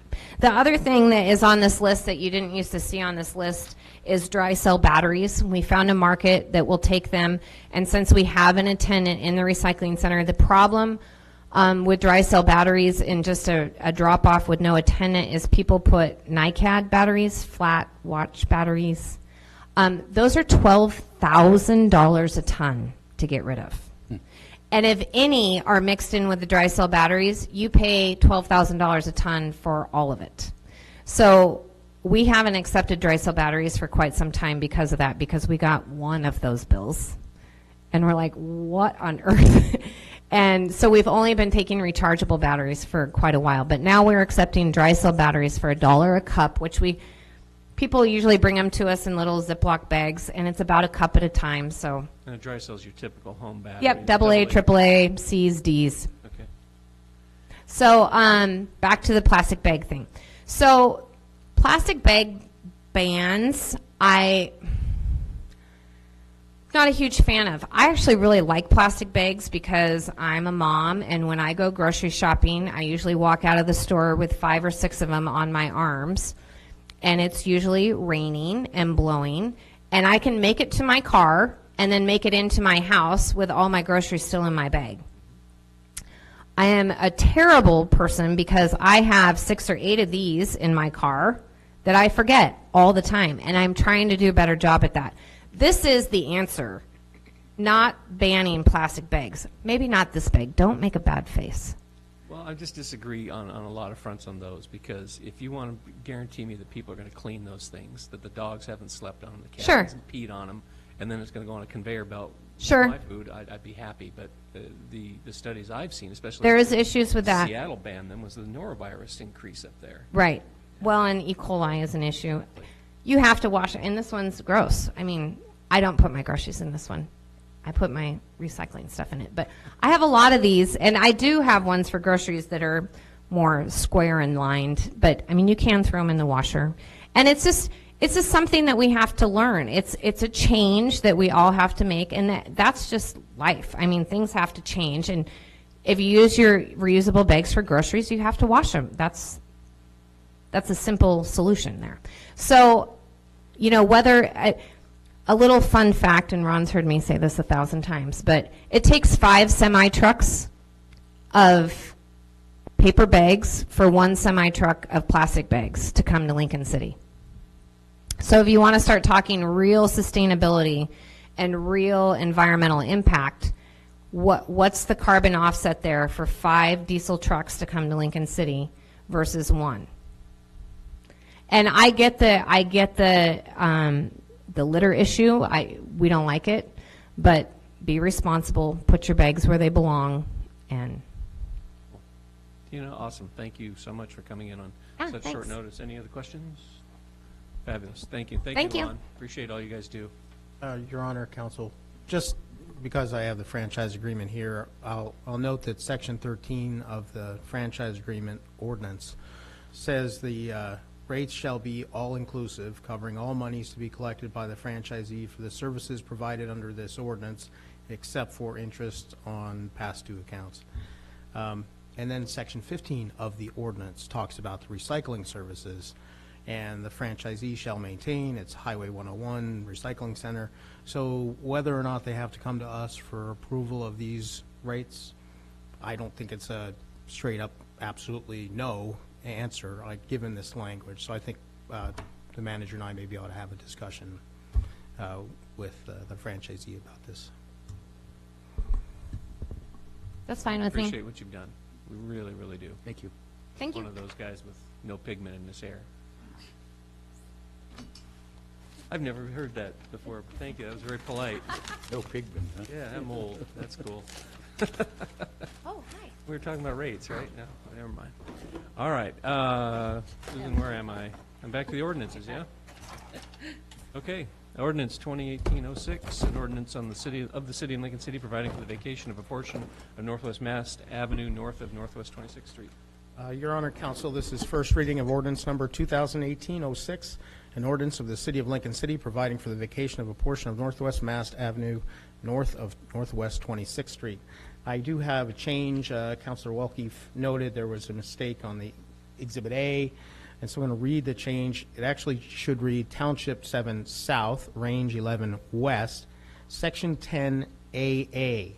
And that would also change the first line of the meets and bounds description to reference T07S R11W S10AA instead of the S03. And obviously there was a missing south and west references. In addition to that, after the words lots 9 and 10, this is the third line from the bottom of the legal description, meets and bounds description, it should say block 11 of the plat. So with that change, I'll ask for approval of first reading of the ordinance, and if it's unanimous, we can move on to second. Move to approve? Second. Motion and second. Discussion? Hearing none. Roll call. Hoagland. Hinton. Yes. Casper. Yes. Walke. Yes. Williams. Yes. And Anderson. Yes. Motion carries. Your Honor, Counsel, this is second reading of ordinance number 2018-06, an ordinance of the City of Lincoln City providing for the vacation of a portion of Northwest Mass Avenue north of Northwest 26th Street. Ask for approval of second reading and adoption of the ordinance. So moved? Second. Motion second. Discussion? Hearing none. Roll call, please. Hinton. Yes. Casper. Yes. Walke. Yes. Williams. Anderson. Yes. And Hoagland. Motion carries. Thank you. Resolutions. Resolution 2018-02, a resolution adopting the supplemental budget of the City of Lincoln City, Oregon for the fiscal year 2017-2018 as approved by the City Council and making appropriations.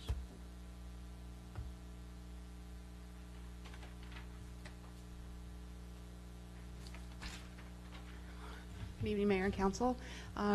This resolution is just making a couple of changes, a request to make a couple changes to the budget. I might go through them real quickly. The first one is for the library to roll over a project that was budgeted in last year and was not done. That's about $23,000 we're asking, and so because it wasn't spent, the beginning fund balance was higher than what we budgeted for. So it's. I'm sorry, I'm having a little hard time hearing you. Can you get a little closer? Okay.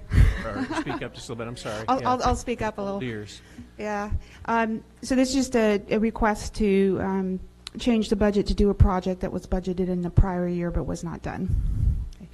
We also received a couple wellness grants or return to work grants from CIS, and so we'd like to be able to spend the money that we received, so that we have a couple of those in here.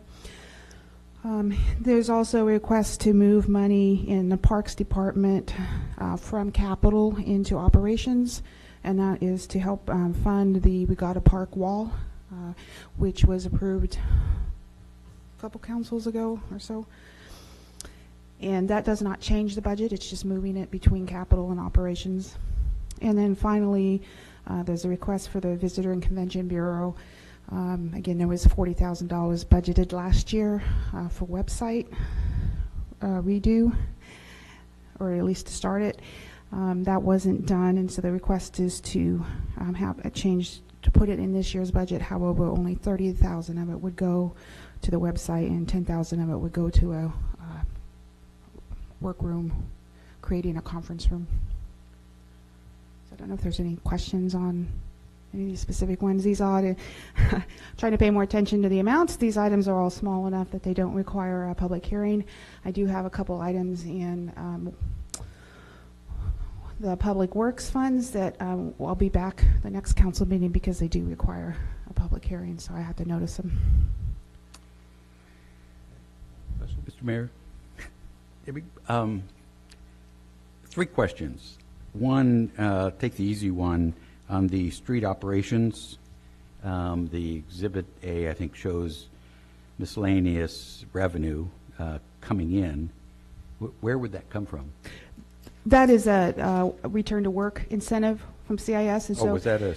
Yeah, that's you have the some general fund non-department. We have actually 3 of them. 2, or maybe we only have 2. One of them's in the general fund, and that's the $1,000. Right. And then there was a different one for another employee in the street department. Oh, okay. So- 'Cause I saw the police department had one, and then general fund. So if there's stuff that can help an employee come back to work sooner, like a stand-up desk, for example, Yep. No, then it's great. CIS encourages that and helps us fund some of that. I was just wondering where the revenue was really coming from, because I couldn't find it. Yeah. Now, the other 2 questions I have is really the beginning balance questions. So I like my budget. On the VCB one, I came up with a difference of only $17,000 on the beginning balance. It Between- increased. So when I looked at the budget Mhm. line item and subtracted the estimate beginning balance to the approved, down the road months later, it only increased by $17,000, which it should have increased by $30,000 if what you said, they didn't spend the money and the money was still in there. Yeah, what you need to look at is Okay.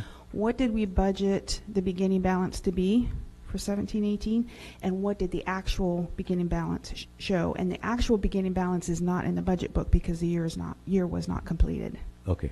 And so it's the difference between what we estimated to start the year and where we actually ended up starting the year. And we didn't have those numbers actually until the audit was just completed, a month That would or so. explain that then. Yeah. So, And you'll see that actually when we distribute the budget books here in another month. Okay. Then you should be able to, you can see that.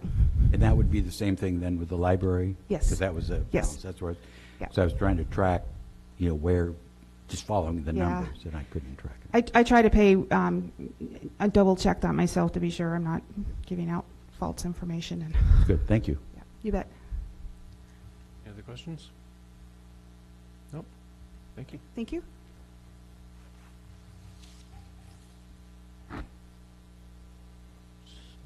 Mr. Mayor, I'd move to approve Resolution 2018-2. Second. Motion second, discussion? Your Honor, Yes. I remembered that during the audit, we were dinged for not having a public hearing for a supplemental budget. And I did ask the city manager, and he said that this fell below that threshold. So we're okay not having a public hearing tonight. I guess, Debbie, I did have one quick question. I don't know if it's yours to answer or someone from the library. The 25,000 for adjustable tables, I'm assuming they go on top of desks. Okay, thank you. I apologize. I should have asked this earlier.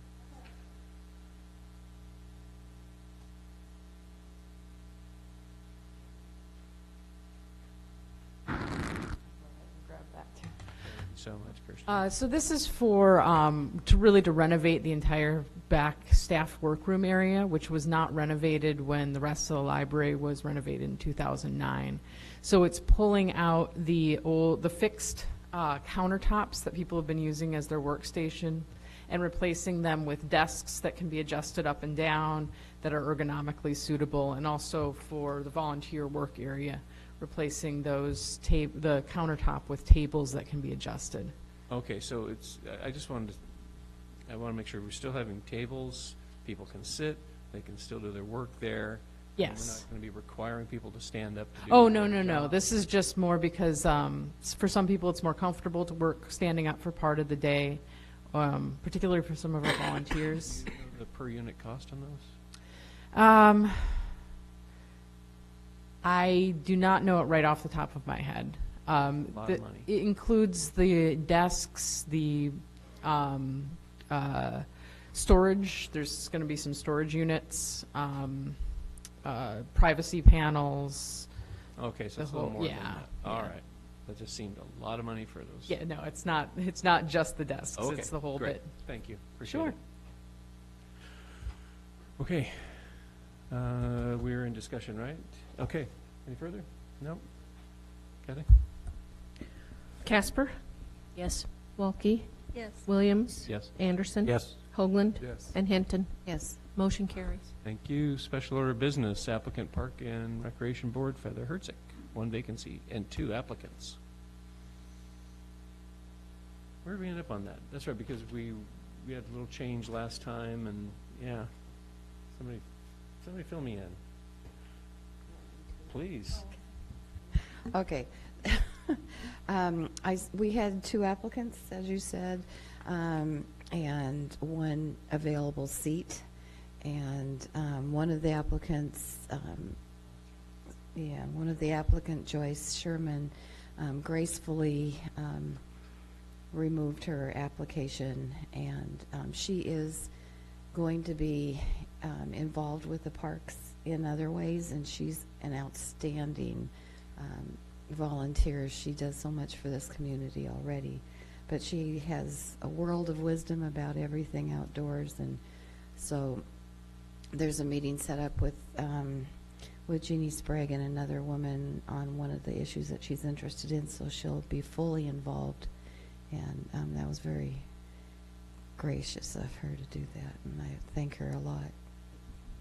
So the question I have, the agenda shows 2 applicants. You've gotten a written resignation or something, so we only have 1 applicant? Okay, thank you. Okay, so we need to vote on this, yeah? I move to appoint Feather Herzig to the Parks and Recreation Board. Second. Motion and a second. Discussion? I apologize. I think I said Herzig, didn't I? I was a basketball player. That's okay. Anyway, my apologies. Anyway, any discussion? Hearing none, all in favor say aye. Aye. Opposed? Motion carries. Oregon Liquor Control Commission, application for full on-premises commercial and off-premise liquor license for Granberg Hospitality LLC.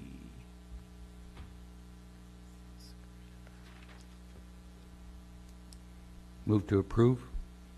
Second? Motion is second. Discussion? Hearing none, all in favor say aye. Aye. Opposed? Hearing none, motion carries. Thank you.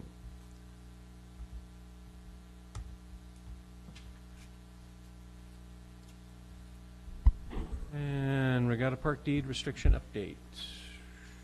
Mr. Apicella? I provided a short staff report. Basically, the gist of it is it'll cost 3 times what we originally estimated, assuming there's no opposition, and it'll cost more if there's opposition. So in talking to park staff, we're not really prepared to recommend going forward at this time.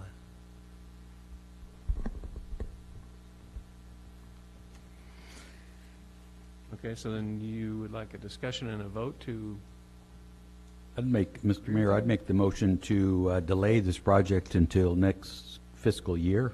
And, if Budget Committee sees fit to throw some money into a line item for parks to clear deeds, then could tackle it then.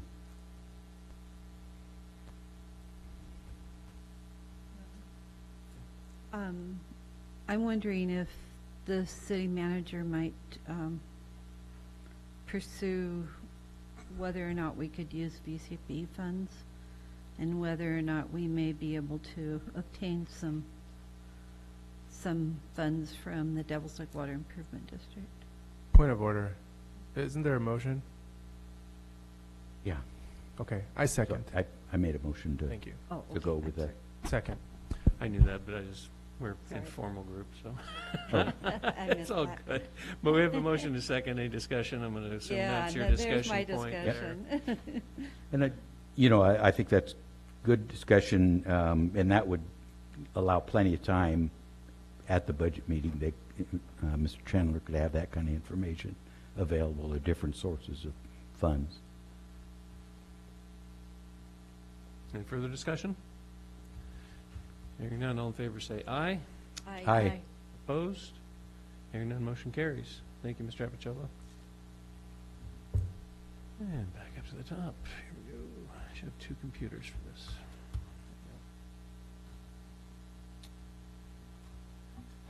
Yeah, got a part, no. Pocket Park, Northwest Orange, 22nd.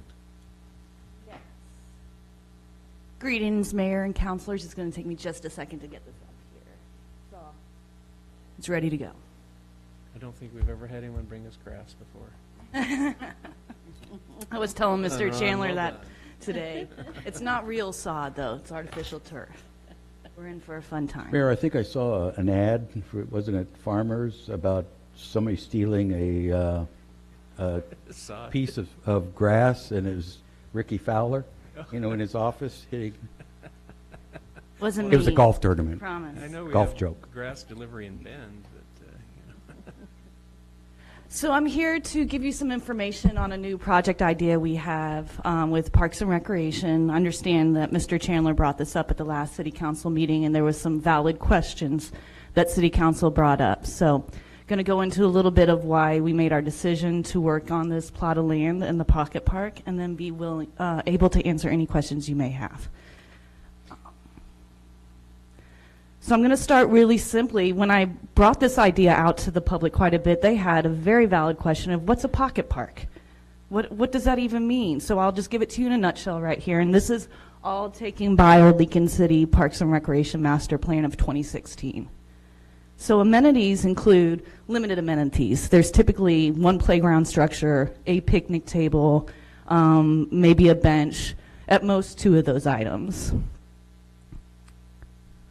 Also, the traveling distance is 5 to 10 minutes walking distance for children from a school or from home. It's approximately 1/4 mile, which is basically a lap around our Taft High School track. And it's the acreage is about 1/4 to 2 acres. So it's just a little plot of land in the middle of a neighborhood to get kids out onto a playground. Our system plan, I pulled this out, our master plan priorities. We have a lot of them. These are to create connectivity between individual parks and neighborhoods throughout our communities. It's also to provide opportunities to engage youth, and this includes physical activity and recreational activity like playground structures. Along with that, we asked all of our community members through this master plan process, how can the city best partner to use, improve, and maintain facilities? And it all comes from community involvement. To create a shared community vision and to develop sustainable approaches to maintaining parks, which is one of the reasons I went with this project, and I'm going to show you why here. And lastly, grassroots efforts. That was brought up many times throughout this plan, is it's very important to brainstorm with people of different backgrounds, different ages, et cetera, to help make our decisions of where we go with the next park project. We cannot do it alone with Parks and Recreation. We are for the community. All right, what's it take to build a park? So building together, it really takes two main items here. It's people and that's community member ideas. I need to hear those. I've only been here 4 months. Obviously, I don't have a concrete idea of everything that needs to be done, even though I've looked over this plan many times.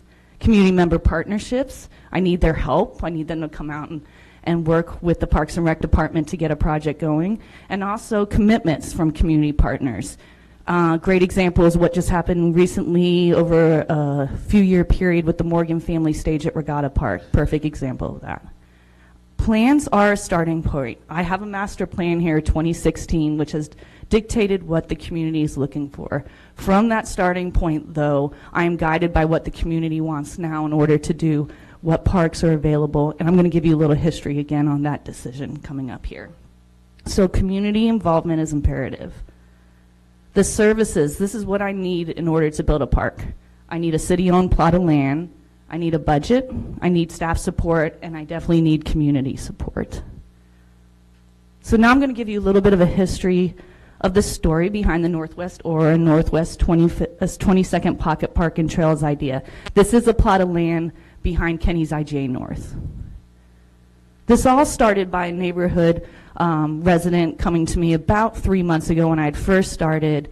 He lives right next to that plot of land and said, hey, I attend a church right next to this plot of land. I own land next to this plot of land. We'd like to give an easement to the city in order to have a pocket park back there with some trails that can go through it. They wanted to entitle it the Peace Walk. And here's a map of what he was looking at. If you can see to the right there, the Northwest Ore Place behind Kenny's IJ, that rectangle of land is city-owned. The other plots of lands that are outlined in black are owned by Carl Reynolds, the resident that came and spoke to me. And if you can see north of the city-owned plot of land, that is the church that is willing to give us an easement to for some trails. Also, talking ideas with the innovators. I've talked with the St. James Church. I've talked with this church, the Congressional Church, obviously the community center because I'm situated there, Ocean Lake Elementary teachers, and many of the students in our after-school program. And I just wanted to read briefly, I know you can read this yourself, but it was a pretty powerful statement for me to get from that Congressional Church and Carl Reynolds on why they wanted this park here. The Congressional Church and Lincoln City have a common purpose, the betterment of our world. To do that, we have proposed a peace park on our common properties. After the Valentine's Day shooting in Florida, we are made once again aware of the need that people have to find peace in their hearts. We are proposing a place where children and adults can view nature and meditate. Playgrounds are great and we are all for exercise. Parents need places to walk with their children and think together about the meaning of life and love and purpose. And this next quote is what I really hope you all can hear, is that this is an area of easy walking distance of 3 schools as well as the community center. 2 of those schools as well as the community center do not have playgrounds. The church also has an annual Peace Village summer program that involves 60 children and 30 youth leaders. All of these programs can use a walk for peace. Secondly, it's available land. This plot is city-owned right now. No purchase required. I have had some difficulty finding a plot of land that can be used for a pocket park in the north or south of this city. And I want you to know that I've taken every recommendation and looked towards that recommendation. And I'll explain a little bit here, Councilor Casper. Want to let you know that pocket parks can be built with a connection to trails. What we're starting here would just be a pocket park, and it would take 2 to 3 to 4 years, who knows how long, to get those trails going because we have to go through the easement process. But we can start with that pocket park now, get some community buy-in, and continue to make a great park going on there. So community and board recommendations for pocket park. Every recommendation that comes my way, I research, as well as my park supervisor, Joe Miller. At the December 2017 and January 2018 Parks and Recreation Board meetings, I will pull out this map here that shows all the city-owned land that Sandy got me from the GIS office. We looked through it. Both of the meetings spent a lot of time trying to find plots of land that we could build a pocket park on because I have an $80,000 budget to do it this year before the end of June. We had 2 ideas that came up out of that. The first suggestion was Southeast 32nd and Harbor Drive. I went out to that site with Supervisor Joe Miller. It's a ravine. We do own that land, but as you can see from the pictures right there, it's right off the street, it's a straight drop. So that's not going to be applicable for a pocket park. The second one was, thank you, Councilor Casper, your recommendation of a plot of land next to Historical Museum in Taft. This was great. We were really excited about it. We called up Taylor & Taylor. Unfortunately, the purchase included the Moore Art Building, and it was at that price, which we wouldn't be able to afford. But and the offer was already accepted. But without suggestions like that, it's more difficult for me to be able to find areas to purchase. But what I'm trying to say is we already own this plot of land. There's no purchase required for this. Available staff, budget, and resources. Joe Miller, our park supervisor and frugal designer. He is a certified playground inspector, I believe the only one on the Oregon coast, knows where to look to get the playground equipment for our programs that are safe. He gave me an outline of park ideas. I'm going to share that with you in a moment. We also have an approved budget right now of $80,000 for parks. And Mr. Chandler really wanted me to emphasize that this is parks. This is just one that we're starting with. It is my focus next year. There's another budget line item that's larger for next year to do more pocket parks, especially in the south area of town, Taft, and looking up north also. This is just the beginning. So here are Joe's ideas. First is the map of the park. This is just drawn by hand. I hope you can see that. There's a playground to the right with an ADA accessible picnic table. The playground is also ADA accessible. We don't need to put parking in there. There's parking available on the side of the street, and that's not required in a pocket park. I like how the table and the playground are both ADA accessible, and we have a black 6-foot chain link fence around the northwest and south side of the park. This is the parking structure we're looking at. Joe picked it out because there was a bunch of different amenities to it. A lot of different ages could be on that at the same time. Bring your 5-year-old, bring your 9-year-old. They're all going to have a good time. And he liked the color blue, which I like too. It goes with the ocean. So there's lots of consideration that goes into putting these pieces together. Playground grass. This is the best stuff you're going to find. It's affordable too. It's safe. It helps with concussions. You're not going to find anything better on the market. We have a contractor that works with us. You can see it at Regatta Park too. It looks great. And if you want to touch it or anything, I can bring it up to you later. Lastly, Parks and Recreation Board input, which is very important to me. I take their guidance strongly. They represent much of my community. Joe Miller, myself, and Carl Reynolds brought this idea up to them at the February 15th board meeting. We asked them for a vote to it, and they had a quorum. 3 voted yes, 1 abstained. So from that, we started moving forward on the park project. Lastly, your very valid questions and some reliable answers here. What about the parks in the north or south of town? I want to commit to you here that I'm looking at those, and I will be looking at those next year. I just see a great opportunity to get a park in place by this summertime in an area that needs a playground. I forgot to mention, there's apartment complexes right next to that playground too with quite a few children in them. So it's just a great opportunity for us to get that going. I am looking for parks in the south part of town, north part of town. I know how important that is. And if any of you know of land that's available for purchase or city-owned land, I think we've looked at every city-owned land that we could for a pocket park and haven't found anything. Please let me know and I will research it. Ravine, very valid question. Because of that, we will be putting up a 6-foot tall black chain link fence along the west, north, and south side of the park. We're also going to be working with taking out some of the blackberries that are back there, cleaning up the area. There is some trash down those ravines. We hope that the impact of the high use on this park will help clean up that area a little bit too. There's a store proximity that had a question here. It was the Imagine That store. I asked for a police report for the last 2 years. There were 10 incidents. 4 of those were call alarms to the police. It means if your building alarm goes off, it goes straight to the police. 2 of those were officer-initiated follow-up contacts. Typically after a call alarm, they do a call back. And 3 were thefts. I want to let you know that in a 2017 Oregon State Park study that they just did, active parks with active use can reduce crime in area up to 50%. I also want you to know that children's safety is the #1 priority in parks and recreation. I believe that a park like this is needed, and then it would also help with any kind of crime reduction more use, more visibility of people out there in the area. Bringing together the community is a good thing for our community. And with that, I thank you for your time and ready to answer your questions. Anyone? Yeah. Councilor Anderson. Jeannie, love your enthusiasm. Thanks.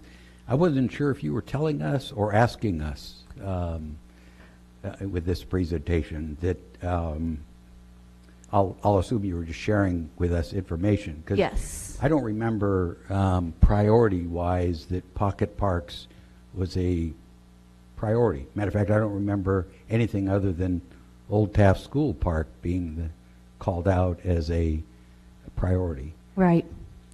So I just... In the master plan? Yeah. Oh, there's many priorities. Yeah. Yes. Pages yes. of it. And by each section of town. But not, work on this thing first, work on that thing second. Right. So, right. And I stand to be corrected, I just don't recall that, because it was pretty glorious, big vision, lots of things of which will, not in my lifetime, will ever get yes, built. On a 20-year span. They are hoping all this can be done in 20 years. Yeah. Yeah. Good luck. So what I'm getting at is I thought there was good discussion last time when it was brought up, and you've attempted to answer some. My concern is this property and some of your criteria for Pocket Park, you walk, so far from a school. Right. You forgot to mention, and cross Highway 101 and walk by an existing park, huge park and community center. So my point being is, why wouldn't we be working on, if something needs to be done at the community center ballpark north, the proposed drafted by the police station park, or south, all the way south to the old Taft. I see those serving a lot more people and quickly and expensively. 80,000 doesn't sound like a lot of money, and especially where in this one, I think the points were made earlier, you got the beach on that side of 101, which is a huge park. You're near parks. You got Dorchester Park. You got the Connie's Garden right up the street. And like I say, right across 101, you got huge park. So And Councilor Anderson, I have a few responses to that. Completely agree that there are some parks nearby. The community center is fee-based. We charge a fee for any children to be able to go into it. The Curtis Center is a developed community park.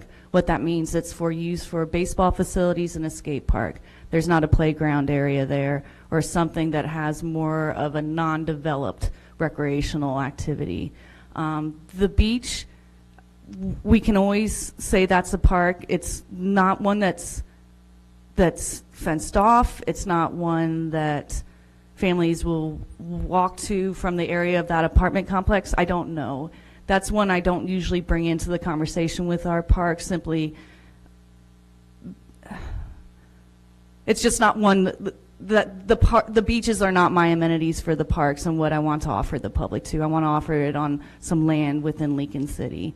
But I think the amenities that are being offered in the other parks are not the same that we could offer at this park. And my other concern is I hear validly that we want to look at parks in other areas and that we have Taft Park. I came into a budget that was already proposed and was working with it. And my rationale is if we have $80K for a Pocket Park, and it does say in here to work on different parks. There's 5 different parks I'm supposed to work on, community parks, like Curtis's one, as our Pocket Parks, also mini parks. But the rationale, I need, if I have that opportunity, if I have a community organization, a church, in fact 2 churches that want it done, and Councilor Anderson, the church St. John's Episcopal behind Curtis Park tells me that they walk down every single day to use the playground, the very minimal playground that's right now at the Congregational Church, which is next to this land. Congregational, thank you. So I just feel like it's a different amenity that's offered. It's an opportunity that we can get something going. And I believe having vigor and excitement behind a new park, there has not been a new park built in quite some time, especially not a pocket park, can help me in my case in getting more of that going next year and the years ahead. I just have something. Please. When you asked the question about new areas for pocket parks, if Yes. anyone has any ideas, I'm just going to mention something that I mention every opportunity that I can get. I really like when two different factions of the city work together, and one of the things that makes a lot of sense to me is that we're always trying to find incentives for building affordable and workforce housing, and we've seen a few apartment buildings being built. If we could have a park next to a proposed apartment building, and that's an incentive for the builder of the apartments, because then their outdoor space is a city park and it's Agreed. maintained by the city. So that's my offering there, and I think you did a great job in your presentation, and I certainly understand the value of these pocket parks, especially to provide the amenity of a playground area for kids, which we kind of need. Thank you, Counselor. And Counselor Anderson, actually there was one more thing I wanted to address with you, was the question of, it just went out of my mind. I'm sorry, I'll think Let of me, it. if I can, Mayor, come back just to let you think about it. Right. Ocean Lake doesn't have your park benches or your swings or your park facilities. We are not allowed to use those facilities after school closes. Maybe we could work a relationship there. I would love to, Counselor Anderson. My initial conversations about it was that the school district wasn't interested. I'd be happy to reach out and have that conversation. Let's have it. Yeah. I mean, it just seems I'll do silly that. to have so close, and that's my point. When I, Right. it's all I'll there. do that. And we're one community. Right. So I would be glad to assist you in that Thank you. task. I appreciate it. The other, if I can, you don't mention anything about, you did a little bit about your budget. I didn't see any increase in maintenance of parks fee in your budget. In my budget for next year? Do pocket parks? Sure, they add a cost little maintenance? bit. If I have a staff that's willing to do this, and there's new projects being piled on them every day, Counselor Anderson, we don't say no. We work really hard. Yeah, I think, and someone asked me that, this would maybe be one stop per week for them on their usual run through the town. So, yeah. Okay. I'll remember that at budget time. Thanks. And I do remember your question now, and I wasn't sure this is being new here with Lincoln City. I didn't believe I needed to get the approval from City Council, but that I needed to answer your questions, which is why I was brought in to do that. Is that correct? Well, it is an approved budget item. Okay. Just to give a little historical background and to build on what she said, is that the budget item that was presented to you and which was approved by the City Council last year included $80,000 for pocket parks. It didn't define that as being the construction of a pocket park or the purchase of land or any of those others. It just said $80,000 for pocket parks. And so over the first half of this year, what we've really been looking for is to identify land that we can purchase, with the idea that in the subsequent budgets next year or the year after or something like that, then we would develop those properties. We've gone through a pretty exhaustive look to see what we would be able to do that, and quite frankly, we have not been successful in locating that park, or that location or property that we could then purchase. So when the gentleman that Jeannie talked about came and approached us, and we looked at this property, the concept that he was using was, can we create some sort of a trail system through there that would include both his property in the Congregational Church and our property? When we went out and took a look at it, We found that the trail is probably the more difficult parts of the project because there's a ravine area there, and but they have some ideas for it. However, this portion which you saw up on the screen is an ideal size for the creation of a park.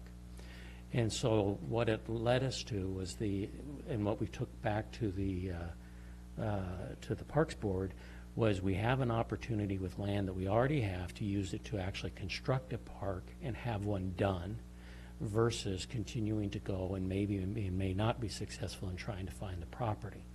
So at that point, with the recommendation that they had and the feelings that the staff has had, is that we wanted to go forward with constructing a park over the next 5 months rather than continue to try to find property which we may or may not be able to find. Now, as to whether or not it needs city council approval, depends on the contract. We're ready to bid out for that kind of a thing, but on approved projects, there are limits where the staff can move forward. There are others where the council would need to have approval.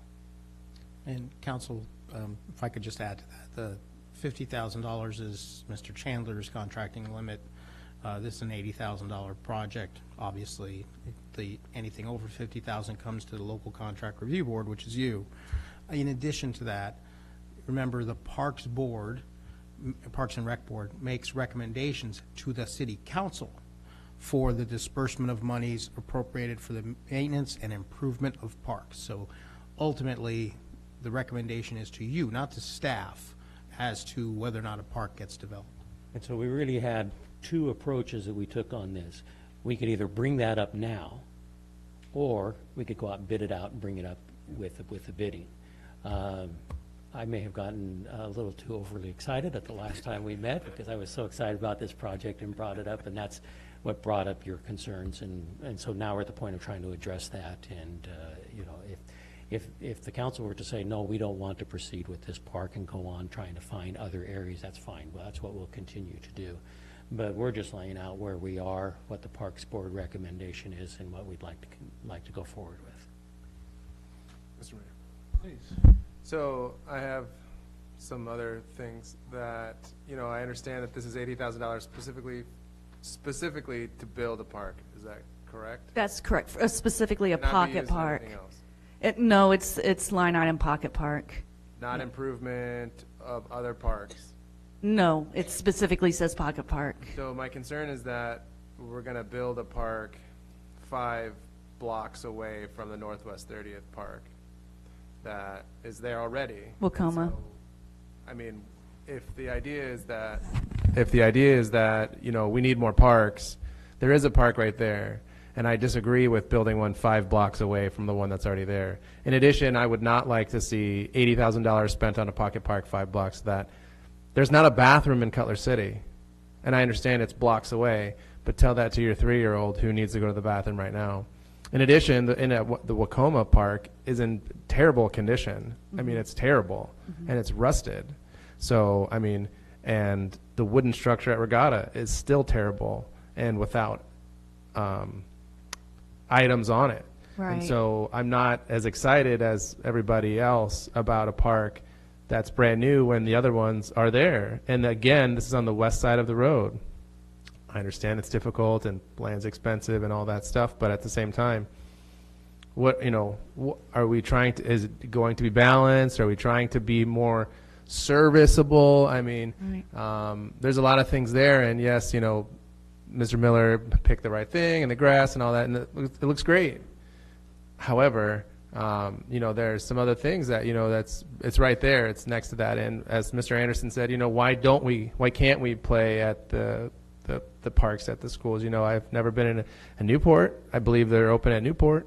I think I've taken my kids to one of the schools there. You just park and go right in there. But so I mean, there's really some things there that you know, I'm not a fan of building something else new where that we're here and it's really poor condition and embarrassing to be there. So.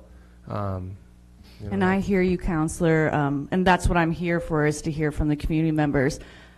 this is the first time I've heard someone want me to work on Wacoma Park. I've not heard that from community before. I've been talking about it since they wanted to spend 10,000. I've been talking about it for years about, about those conditions. Great, sure. But I mean, yeah. I understand you've been here 4 months. Right, and I understand too your concern with building new parks when we already have infrastructures that need help. Completely take that in consideration. Yeah. I will have that conversation with the school district. I can guarantee you that. I also want to let you know that Feather on our Parks and Recreation Board is a realtor and spent her personal time doing an MSL run for anything that was under $80,000 for a pocket park so that we could buy land instead of just building on city land. And she ran 11 different plots of land, and they were not sustainable for us to purchase. Mr. Mayor, if also, we have land in and around Kirch's Park, do we not? And I thought there was something about building a playground structure at Kirch's Park, and I know Yes. that 30 northeast, that street vacation, all up back there, I think is, more city-owned property, so there's, So we decided not to put a playground on the area where the baseball fields were because it was unsafe with where the balls could get hit to. Yeah, so we didn't put it in that area. We do have land outside Kurtz's Park, right on the edge of it. We would have to do a thinning of the timber. I also believe some of it is up for sale right now to the public, so we're going to lose part of it. But I did hear that conversation happen too, which would add that amenity to Kurtz's Park. We just didn't think it was safe with the level ground that we have at this time. Mr. Mayor, if I could expand on that, I wouldn't mark off that property at 32nd. Even if it's sold, it's zone multifamily.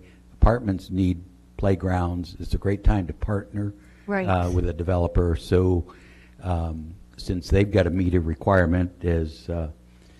And where is this, what you're saying?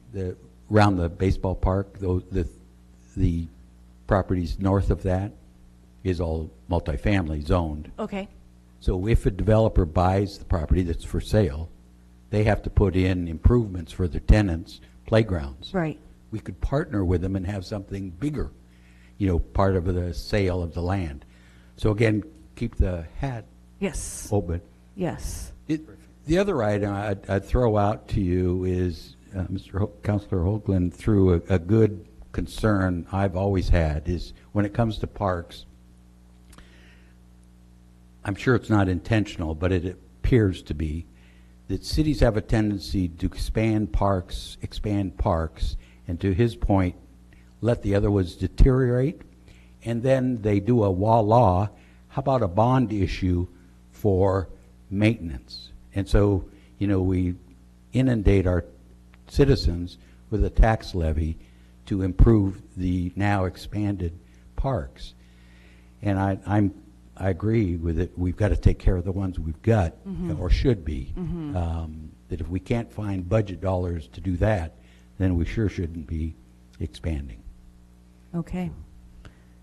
Mr. Mayor. Thank you. And I think hopefully the budget that we receive will show that we will be taking care of our parks, the ones we have. I would just like to move to direct staff to continue with this pocket park development. I'm sorry, could she finish the motion and then you can second? I didn't even hear it. Oh, I just moved that to direct staff to continue working on this particular pocket park for the use that's in the budget as a line item for a pocket park and for $80,000. But anyway, my motion is to direct staff to continue working on developing this park.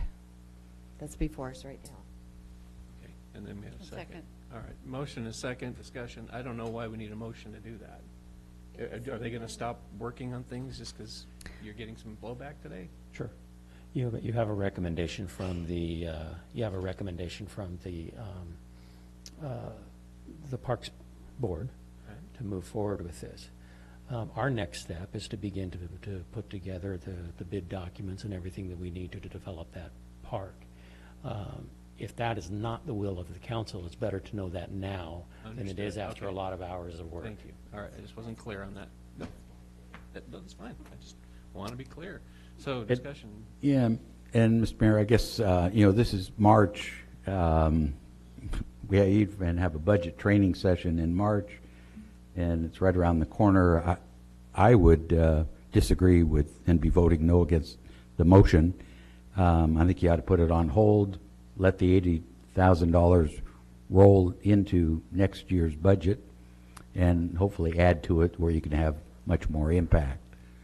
And I think it's a little premature. I mean, everyone has the right to make a motion when they want, but I don't know that, I still haven't asked any questions, and whether I want to go forward or not. I just think it's a little premature to let's do it now. I haven't even got a chance to ask what I want to ask.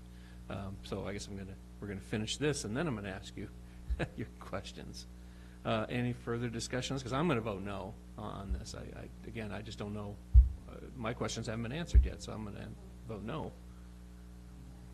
Well, but Mr. Mayor, I would entertain them looking closer to the property near the skating park. What was it? That's for purchase, to try to include that property. And he said work in a partnership. I think that would be a good way to start at a pocket park and not be so costly and expensive. And I agree to perhaps roll the money into the next budget to make it grow, if nothing else. And you wouldn't have to look for this pocket park potential by the end of the year. well, then I guess I'll roll my questions into the discussion part, if that's okay. Okay. I come from Portland, and to Councilor Anderson's point, Councilor Hoagland's point, I mean, I saw it every year. Let's build parks. And then, oh, by the way, we need a bond measure to pay for this, when you're not even taking care of what you have. I'm a little concerned, I know you've only been here 4 months, but I would think an assessment of what we have would be priority. When I go into business, I look at what I have first before I even think of expanding anything, and I want to know what my foundation is. We've got parks that need help, and I just don't think it's time to move to make more of them, because then we're just going to have another one that isn't going to get taken care of. Second, I still don't hear it discussed, and I keep beating this drum, is we have a lot of rain in this town, and I don't ever hear anyone talk about covered amenities. It's just, let's build playgrounds that kids will get to use 1/3 of the year. To that point, and this is just a personal observation, my grandkids were in town this week. We brought a puppy, a ball, and a frisbee down to the park down on Olivia Beach. We began playing with it as we walked across the grass, and then as soon as we hit the playground structure, they were gone. They ran to the playground structure while Grandpa sat on a bench. Okay? Now, that's not a woe is me story, but I got thinking about it. And when I was raising my own kids, I think those are more divisive than they are inclusive. I grew up next to a park, right between 2 grade schools, 1 block apart. You know where we spent our time? In the park with no amenities. When we went to the schools, the only amenities we played with were a basketball hoop and the 4 squares. There were swings and all that other junk. Never played on it. And again, I think it's, I could go into long stories of these. I just don't think it fosters creativity. I don't think it fosters togetherness. I think it separates us. It's the kids are going to go climb on these things, and the parents sit there on their cell phones. And I watch it every time I go to a park. I just don't think that's the panacea we think it is. I don't think it's the end-all answer of let's just build playgrounds. Okay? I think we need common areas where people can play. Is there room to throw a frisbee? Is there room to shoot a basketball? Is there room to just play tag with each other? So that's my story. I'm sticking to it. And if we're only talking $80,000, and this is such a vital thing that we all got to have it, how difficult would it be to do a GoFundMe? How difficult would it be for that church to set something up and pay for it themselves? So we don't have to. If it's that important to the community, I think we saw it with the dog park issue. Yeah, we want a dog park. Okay, where's the money? Where's the help? And that's, I'm not a big fan of this, that a park's going to solve our problems. That's my 2 cents worth. So. Thank you, Mayor. Yeah. As for the church partnership and the neighbor partnership, I was thrilled that they came out and wanted to partner with Parks and Recreation. I'm a community builder. I bridge our neighborhood and our communities to our parks. We'll always take those suggestions highly from the community. As for priorities of parks and assessing the parks, completely agree. I've only been here 4 months. I need to get out there and see everything. I was talking to Councilor Hinton this the other day.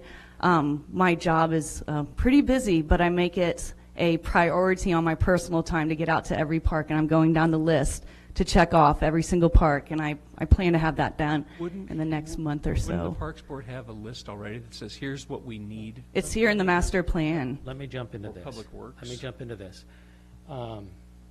We had that discussion with the Parks Board, and we had this discussion when we went through the budget. The Parks Board recommendation, and we have done thousands, tens of thousands of dollars worth of work on our existing parks. So it's not and as a matter of fact, the concern that the Parks Board had was that we were putting all of our funding into existing parks and not creating new parks. And so their push, which we discussed as part of our budget last year, was the desire for more parks, not just improvements on our existing parks. And that's why this budget includes the idea of pocket parks. Okay, but I think we're off point. The point I was making was, if you don't know what you have, why are you building more? And my question is, if we do Jeannie, know Mayor, we do know what we have. I'll finish my point. Jeannie says she hasn't gone out to see them all, and my question was, well, don't you have a list from the Parks Department or Public Works that says, here's what you need? We do. It's the right Parks here. Master Plan. Yeah. And I've read this over And I get it, multiple but times. you're not aware, but Councilor Hoagland is telling me, here's the problems, but we're not. Our Parks Director's not aware of them. I am. That is not what I said, Mayor. I'm aware. I haven't heard from another community member that they wanted any work done at Wacoma Park. Okay, but if something's falling down, I'm going to lose this argument, and we've been doing this too long tonight. So I have one comment. If we don't move forward with this, we are ignoring the Parks Master Plan and the recommendations of our Parks Board, and I don't think that's right. Any further discussion? Well, let's have a roll call on this one. Hoagland? No. Hinton? Yes. Casper?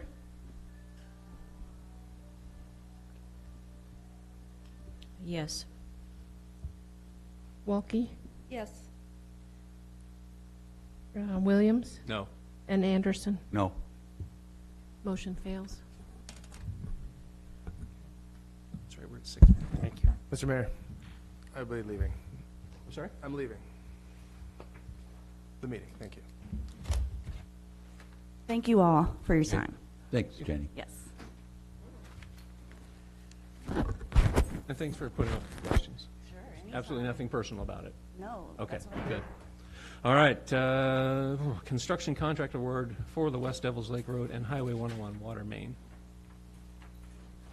Good evening, Mayor and Council.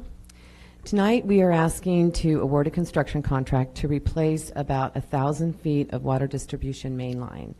The line is on West Devils Lake Road. This section is from approximately Highway 101 to Northeast 36th Drive. The existing line was constructed in 1973, albeit not that old. It is an 8-inch cast iron, which the memo said ductile. It's cast, and cast does not last very long in this environment. And also, this line is mostly very deep, and it places 15 feet deep. So we have a history of leaks on this line. We know that the line is still leaking. We can tell there is a leak. We can't isolate it because it's under the water table of the lake. So that's the reason why this portion of the distribution system was identified in our 2001 master plan, and why we budgeted in this year's budget for this replacement. The new line will be a 12-inch from an 8 to a 12, so we'll add some capacity and increase the flow along West Devils Lake Road. We designed the project in-house. Dan Wentz, my engineering technician, and Terry Chamberlain, my engineer, and Dave Scheib, the water superintendent, all got together and designed this plan and put together the plan and specifications. I wanted to give them acknowledgement for that. If we had gone out, we would have probably paid about $45,000 in consulting fees. So it was a good plan, and reflecting of that, we opened bids on the 22nd, and we received 8 bids, which is a good group of bidders. The lowest bid, however, was considered non-responsive, and that is because he bid $40,000, I think, for mobilization. One line, oh no, $55,000 for mobilization. And we have a stipulation in our contract that we recently updated our construction contracts to limit the mobilization to 10% of the overall bid. And Steph, if I could interrupt just for the folks at home, could you define mobilization? Sure. So the mobilization is the line item that the contractor puts in to, it's for overhead, it's to actually get physically their equipment, staging, and their workforce over here to the project site to begin the work. We've had some instances, and this is the very thing that we did not want to encourage or allow, where a contractor will load up that mobilization to a very large dollar amount. The thing is you get paid for mobilization right away. So that money goes before sometimes the work is actually performed. It gets paid. Also, then the line items get skewed because they're underbidding some line item to get to be the low bid with a high mobilization. So anyway, we did receive a protest, but we had already or did concur with that protest, and so staff was recommending that we find the lowest bid unresponsive because again it exceeded the 10% for the mobilization. But the second low bid was Crystal's Contracting in the amount of $284,859. We recommend that that the low bid from D&I Excavating be declared non-responsive, because we do need the council to declare that, and then also then further award the construction contract to Chris Stiles Contracting in the amount of $284,859 with a contingency of 10% of the bid amount, $28,000, for a total of $313,344.90.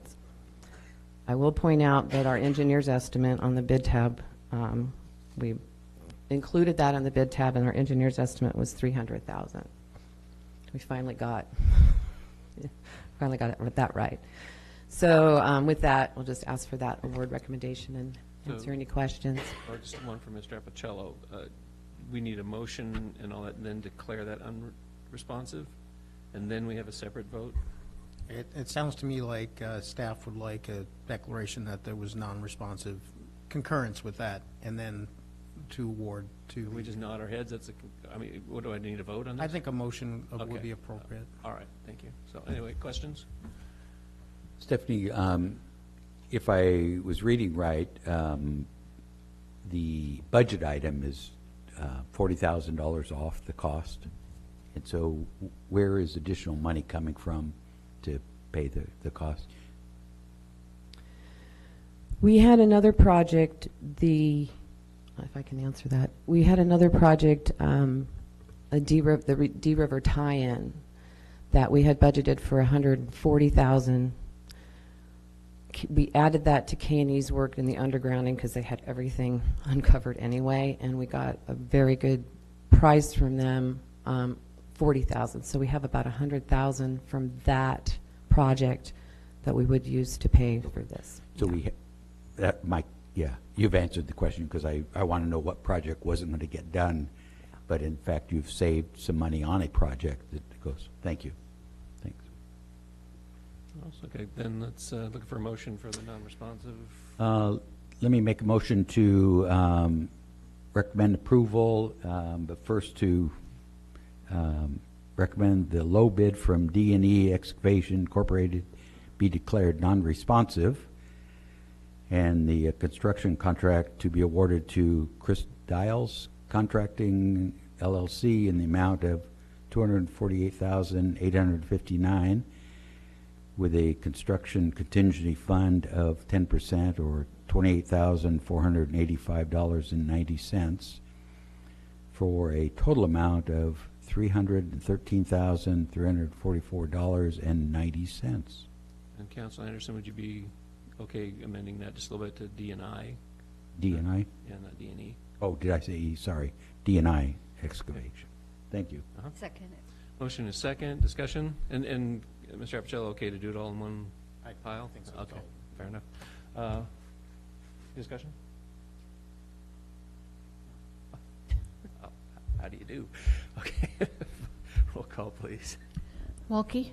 Yes. Williams? Yes. Anderson? Yes. Hinton? Yes. And Casper? Yes. Motion carries.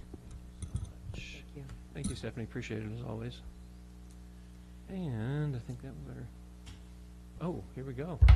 Branding campaign.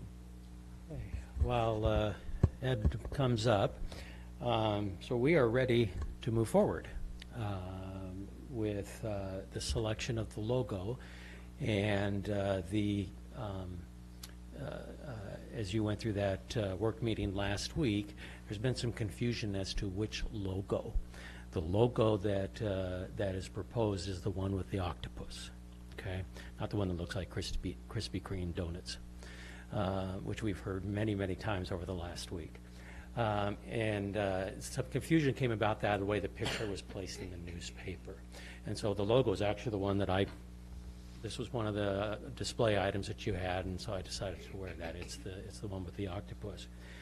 Before you do that, I wanted to give you just a where we go from here. Once it's approved, what happens next in the branding campaign.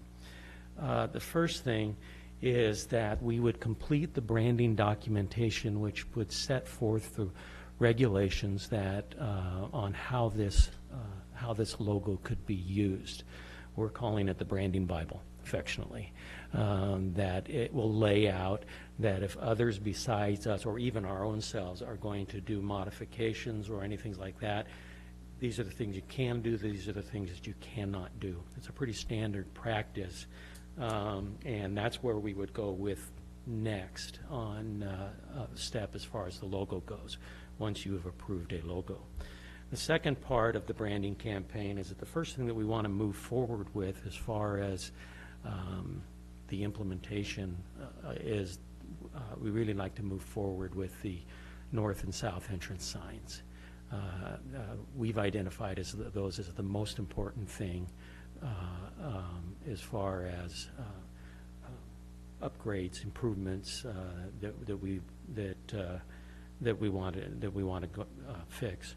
Then there would be other things that part of the implementation plan, which are the smaller things, and they're all things that are under control by the city, and they include letterhead,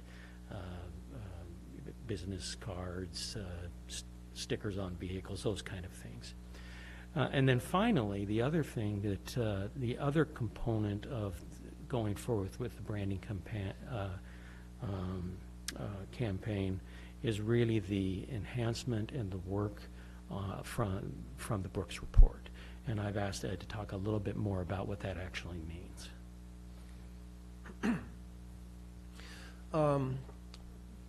During this whole process, we got a lot of input from a lot of different places. I've worked very closely with Richard We worked closely with Richard Townsend during the Imagine Lincoln City development efforts. We fed a lot of information up to the agency, and one of the pieces we fed up to the agency was the Brooks report. And Ron and I had a very interesting discussion on that. I said, man, this thing's a little bit long in the tooth. And Ron said, no, it's current. And I said, it's from 2006. And he goes, that's fine. And we went back and forth a little bit. Now that we're to the point where hopefully we're looking at a logo, we're looking at the brand Bible, we're looking at the overall positioning of the city. One of the recommendations that we went to Ron with from the VCB was that we refresh the Brooks report. One of the things that happened this year, because the branding took longer than we thought that it did, we delayed a lot of projects, and we're going to sail through the end of the year with some unspent money. We've identified up to $20,000 to go out, take the Brooks report, and update it. And if you look at it, a lot of it still holds true. But a lot of businesses have come and gone. Some of the things in the Brooks report have actually happened. I mean, I'm leafing through it, and one of the things that was noted as an eyesore was the Bijou Theater. Well, lo and behold, the marquee's been done, the glass block's going to be replaced, it's got new seats in it, and it's like, okay, there's one thing that happened. There's some that have, some that haven't. There's some things I would love to address within that report that aren't right now.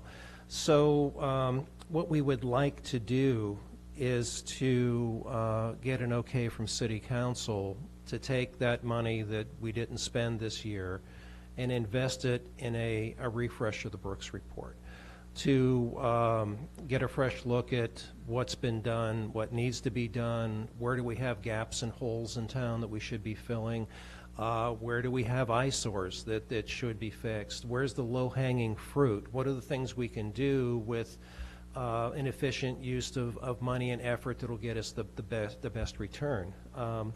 The Brooks report's it's a great tool.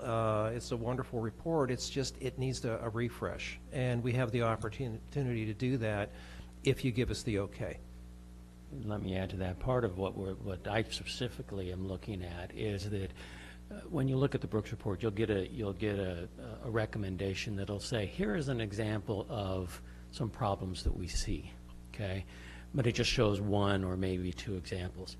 What I'm looking for with what Ed is describing is somebody to really take that more in-depth look and say, almost on a block-by-block basis, or really on a block-by-block basis, this needs to be done here, this needs to be done here, and to go from things that we can do, for example, street signs. We can work on street signs, to things that we may need to partner with a business. To work with the businesses in the same way we've done through these grant programs and loan programs for facade improvements, and really establishing the brand as you go through the city. So my question is, when you say refresh, are you asking to hire a consultant, or are you saying you just need more staffing? Who's doing the refreshing? And I know a lot of you folks don't like that word, but yeah, we're talking about getting a consultant to dust off the Brooks report, do a refresh, and take it down to the tactical level, as Ron just described, to where we come out with, these are the things we need to fix, these are the gaps we need to fill. Is it simply a lack of staffing that the VCB can't do that? I mean, it's a pretty cut and dried report. I've read it repeatedly, and if you're just going back through it again and just going, this, and this, yes, this, and this, no, why a consultant, and why are we going outside for that? Our original discussion was can we do that? And the question that we really wrestled with was, we don't know on as far as time management and everything else. We had not discussed something about the idea of additional staffing, which I don't know. We haven't discussed that idea, but as far as what I'm really looking forward for is somebody to go really up and down Main Street to identify what we have seen within the Brooks report and the recommendations of the Brooks report and say, here. These are the things that need to be done. Now, yeah, we could probably do that in-house. I don't know if we would need help in doing that in-house or not. We really hadn't asked that question. And if we did, we'd have to partner. I mean, we're staffed thin purposefully up at the VCB, and to make that a project on top of everything else we're doing would be difficult at best. And the reasons we're coming in with this recommendation is, you know, we have money that's about to slide into reserve, and you know, we're looking for an opportunistic way to utilize it. Mr. Mayor? Yes. So, I'd rather you tell me that what projects aren't going to get done that you've, because of the time and other projects. What projects did we budget for that aren't going to be done this fiscal year? We were going to take our visitor's guide and go from our little brochure and make it a magazine, like a lot of other towns have done. Did not want to do that until we knew the look, feel, color, type, everything that we would get with the brand before we did that. There were a lot of other collateral pieces that we distribute. Same story on all those. We wanted to do a map of the town. It was a fun map of the town. Right now, we have maps that show you where everything is, and it's just kind of cut and dried. We wanted to bring some life and personality to that. There's probably, Scott, a dozen small projects like that make up that $20,000, and we'll do them next year. You know, it's just that we didn't want to do them without the brand Bible to where we just have to end up doing them over again. The thing, so that's helpful, and Yeah. it's nice to hear you at least admit we'll see it again next year on those Yeah. others. There you go. Mr. Mayor, one, I'm not interested in you adding staff, so I'd prefer if we can, I trust you and Ron's management to gauge whether we have the expertise in staff to do it, but if there are specialists that do things, and often it's wiser to hire out and get that specialty. So I'd be in favor of going outside for the specialty, unless for some reason you have it inside. Did you have something? Yes, please. Are we looking at the Imagine Lincoln City deadline as you progress? If you don't Are they going to mind, col- Mayor, are they going to would it be cross- okay if I called Richard Townsend up? Absolutely. Yeah, Richard. I guess while we're waiting for him, I will chime in. I haven't been that impressed with a lot of our consultants that we've seen. And I don't know who goes through a list and says, you know what I mean, how do you hire someone to, I just don't, I can't visualize, except paying someone an outrageous salary just to go, yeah, you know, you demolished the kiosk, you did that, give me my check, and I just don't get it. Unless there's something more intense that I'm not seeing. Yeah. But what, if I can, what you're not seeing, though, is what an in-house would have produced either, though. So. Right, I'm just saying, but we've got a base document with, I'll read it again and just see. Oh, you're saying that the document that Brooke Refreshment report. of the, it's, I don't know. Mr. Townsend. What was the question, sir? So my question was, the Imagine Lincoln City project, is it going to follow along the timelines of the VCB branding project? And shouldn't we extract the information from the Imagine Lincoln City and then add it to the branding project? Shouldn't we know what the people are saying? Ed has the information from the visioning project. There's a lot there. They're related things, but also separate.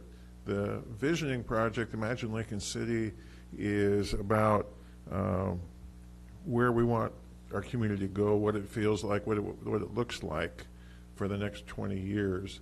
The branding is more, in my mind, you can correct me if I'm wrong, it's more about selling us to outsiders. Yeah, and what we want them to, what will attract them. Like the Brooks report says, the branding is about setting yourself aside, setting yourself separate from all the other beach communities. What makes them want to come to yours? What makes you unique? The visioning is not so other-oriented. It's more how we want to see our city go over the next 20 years, and then how we want to that becomes a guide for how we make decisions in terms of programming for just about everything in the city, because the vision will feed into the comprehensive plan, which, basically everything that we do has to be consistent with. Yeah, and correct me if I'm wrong, but Richard got a little bit tired of me asking for incomplete information and just give me what you got right now. And we fed all that stuff up to the agency. The other project that I've been working on with the Public Arts Committee is the Public Arts Master Plan. That's all been plugged into Imagine Lincoln City. And, as we've gone through this thing, and we work fairly closely on it, one of the things that we absolutely had to have was that umbrella that's flexible enough to accommodate new things that come to town. And if you think of it, our silly little cartoon octopus is supposed to give you that feeling of the unexpected. And the way we're positioning Lincoln City is we're the unexpected. We're not like a Depot Bay where it's just a little town you can draw a circle around. We're this 7.5-mile long thing that varies all along its length. And what we heard loud and clear in the focus groups, what we saw as our unique point of difference, the thing that's our unique selling proposition, is the fact that, yeah, we've got that small town, Oregon coast, beach town feel. However, we're long enough and varied enough to no matter where you go, around every turn, everywhere you look, you find pleasant surprises. You find things that are unexpected that are really cool. You find a glass float on the beach. You find this incredible antique in one of the antique shops. You find this one-of-a-kind restaurant that nobody else in the world has. That's what Lincoln City is all about. That's what the agency zoomed in on, and that dovetails with what we're talking about with Imagine Lincoln City. Imagine Lincoln City is going to create more unique things. It's going to come up with things that our locals are going to enjoy, but also our visitors. And again, chime in, please. But these two things dovetail together. And yeah, Imagine Lincoln City isn't done yet, and it's in for the long haul. It's a 20-year project.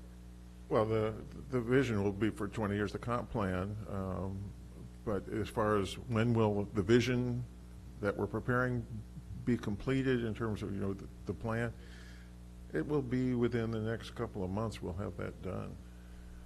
Because I had the opportunity to be in a local focus group this afternoon, and I saw some of the 4,000 responses on the pages, and a lot of them were geared toward the environment.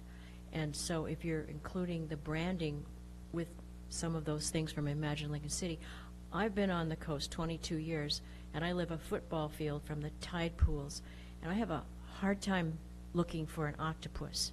I've yet to find one. So if I did, I guess that would be a really big surprise for me. Yeah, my wife actually saw a baby octopus in one of our tide pools. Really? When she went on our tide pool clinic, yeah.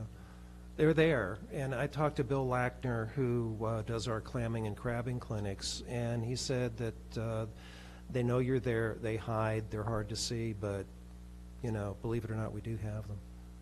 But they do change their colors to blend in, so, yeah, but they are, I've seen, I guess, two, but they're very, very cryptic. So, Mr. Mayor. Bright orange. Not bright Once you get them angry, then they turn that color. So, Mr. Mayor, what we're actually looking for tonight, okay, is a motion approval or disapproval of a logo, okay? As far as things with the Brooks report, how we implement those things, that will come back to you at a later date as we've more fully put together and show how the implementation. If you remember, we budgeted some money for for some of this implementation. The biggest component of that is the signage at the north and south end of it, which is what we'd really like to move forward with. The other things are going to be things that we generally have total control over. Letterhead, those small kind of things, vehicles, that kind of stuff. The stuff that we're anticipating from this refresher of the Brooks report is going to be more along the lines of what do we do to bring about a standard, a vision, an idea of what the city will look like as this goes forward. And that's where whether it's through additional staffing or whether it's through a consultant, I do think that there would be some help that we would need beyond just our existing You staff. said something about the signs. You wanted I want to move on forward the with the signs tonight too. No.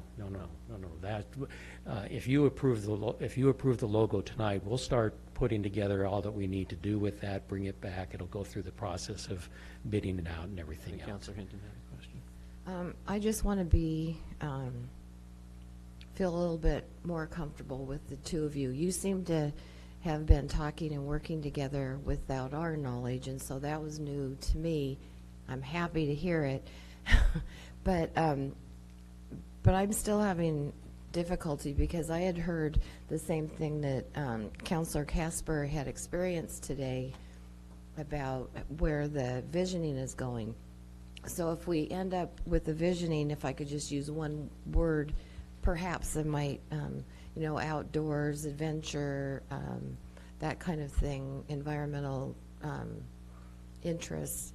And does that work with the octopus? I mean, I understand octopus and they're outside and they're hiding and they're hard to find, but I want to feel comfortable with how these two are going to come together, because although you, Mr. Townsend, you suggested that our vision is going to be mostly for us, the residents here, I thought you gathered information from people like at the Saturday market and...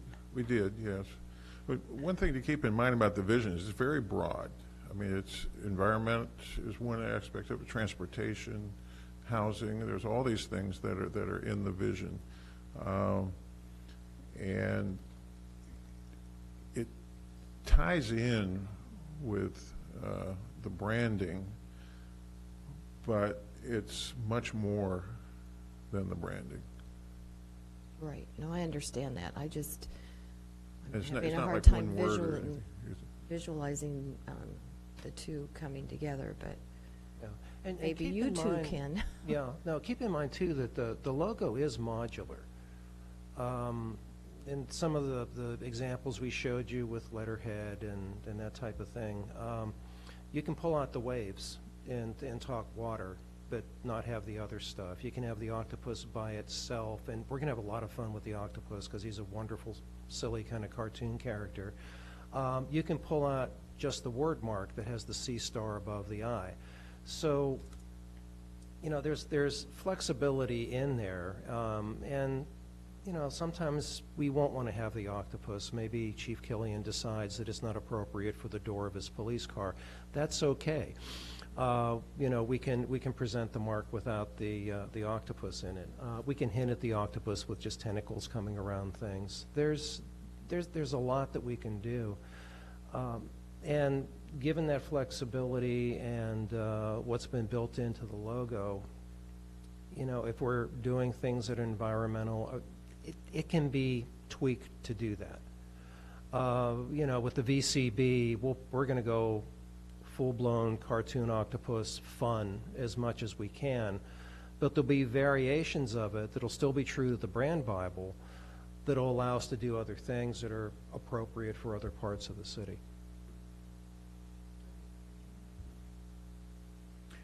Mr. Mayor, I'd make a motion for council to approve the recommended logo, which was the number one priority, or number one recommended that included the octopus. Second it. Motion to second, discussion. Boy, this one tears me because I see the vision of it. I go back to the Brooks report, and I remember there was a portion of it there that said, what do you think of when you think of Seaside, Astoria, Lincoln City? And the answer overwhelmingly with Lincoln City was the outlet mall. Now you ask that question now, and it's kites and floats. Could we change that thinking a little bit to the unexpected? Can we say, what do you think of when you think of Lincoln City? Well, the unexpected, all right. I'm having a harder time crossing that line. Well, with the unexpected. And you don't have to justify it. I'm just saying that, think of it as an umbrella that covers a lot of things. I understand. You know, and strolling down the beach and finding a glass float, that's a little unexpected. You know, that doesn't happen in a lot of places. Right. You know, I think you need to raise the elevation a little bit and look at what all fits under that positioning. Right, and that's why I say I'm a Yeah. little torn. Will this become something that captures that, or does it just become, are we chasing something that we're not going to capture? What's that? As I said, it is that. It is what? Unexpected. Okay. Anyway, that's, I'll probably vote yes. I want to see it. I don't know about you, but it took me a little while to make friends with it. I didn't expect it, you know. And it grows on you after a while. We're going to have a tremendous amount of fun with it. One of the objections I heard was, well, Newport's got an aquarium, so the octopus is theirs. I'm sorry, Newport does not own the ocean. I'm not giving them everything. They've got the crab. It's theirs. No, and you know, we want this guy. You know, I trust you enough that what you have done has been wonderful since you've been here, and I have no, I don't even question it. Yeah. And this is a difficult thing to do. It's like giving a name to something. Everyone's going to have a different suggestion, but we've got to just make a decision and say, this is where we're going to go. I would just like to be able to say, I'd love to see a review within a year and just say, this is getting where we want to go. Yeah, definitely. Yeah.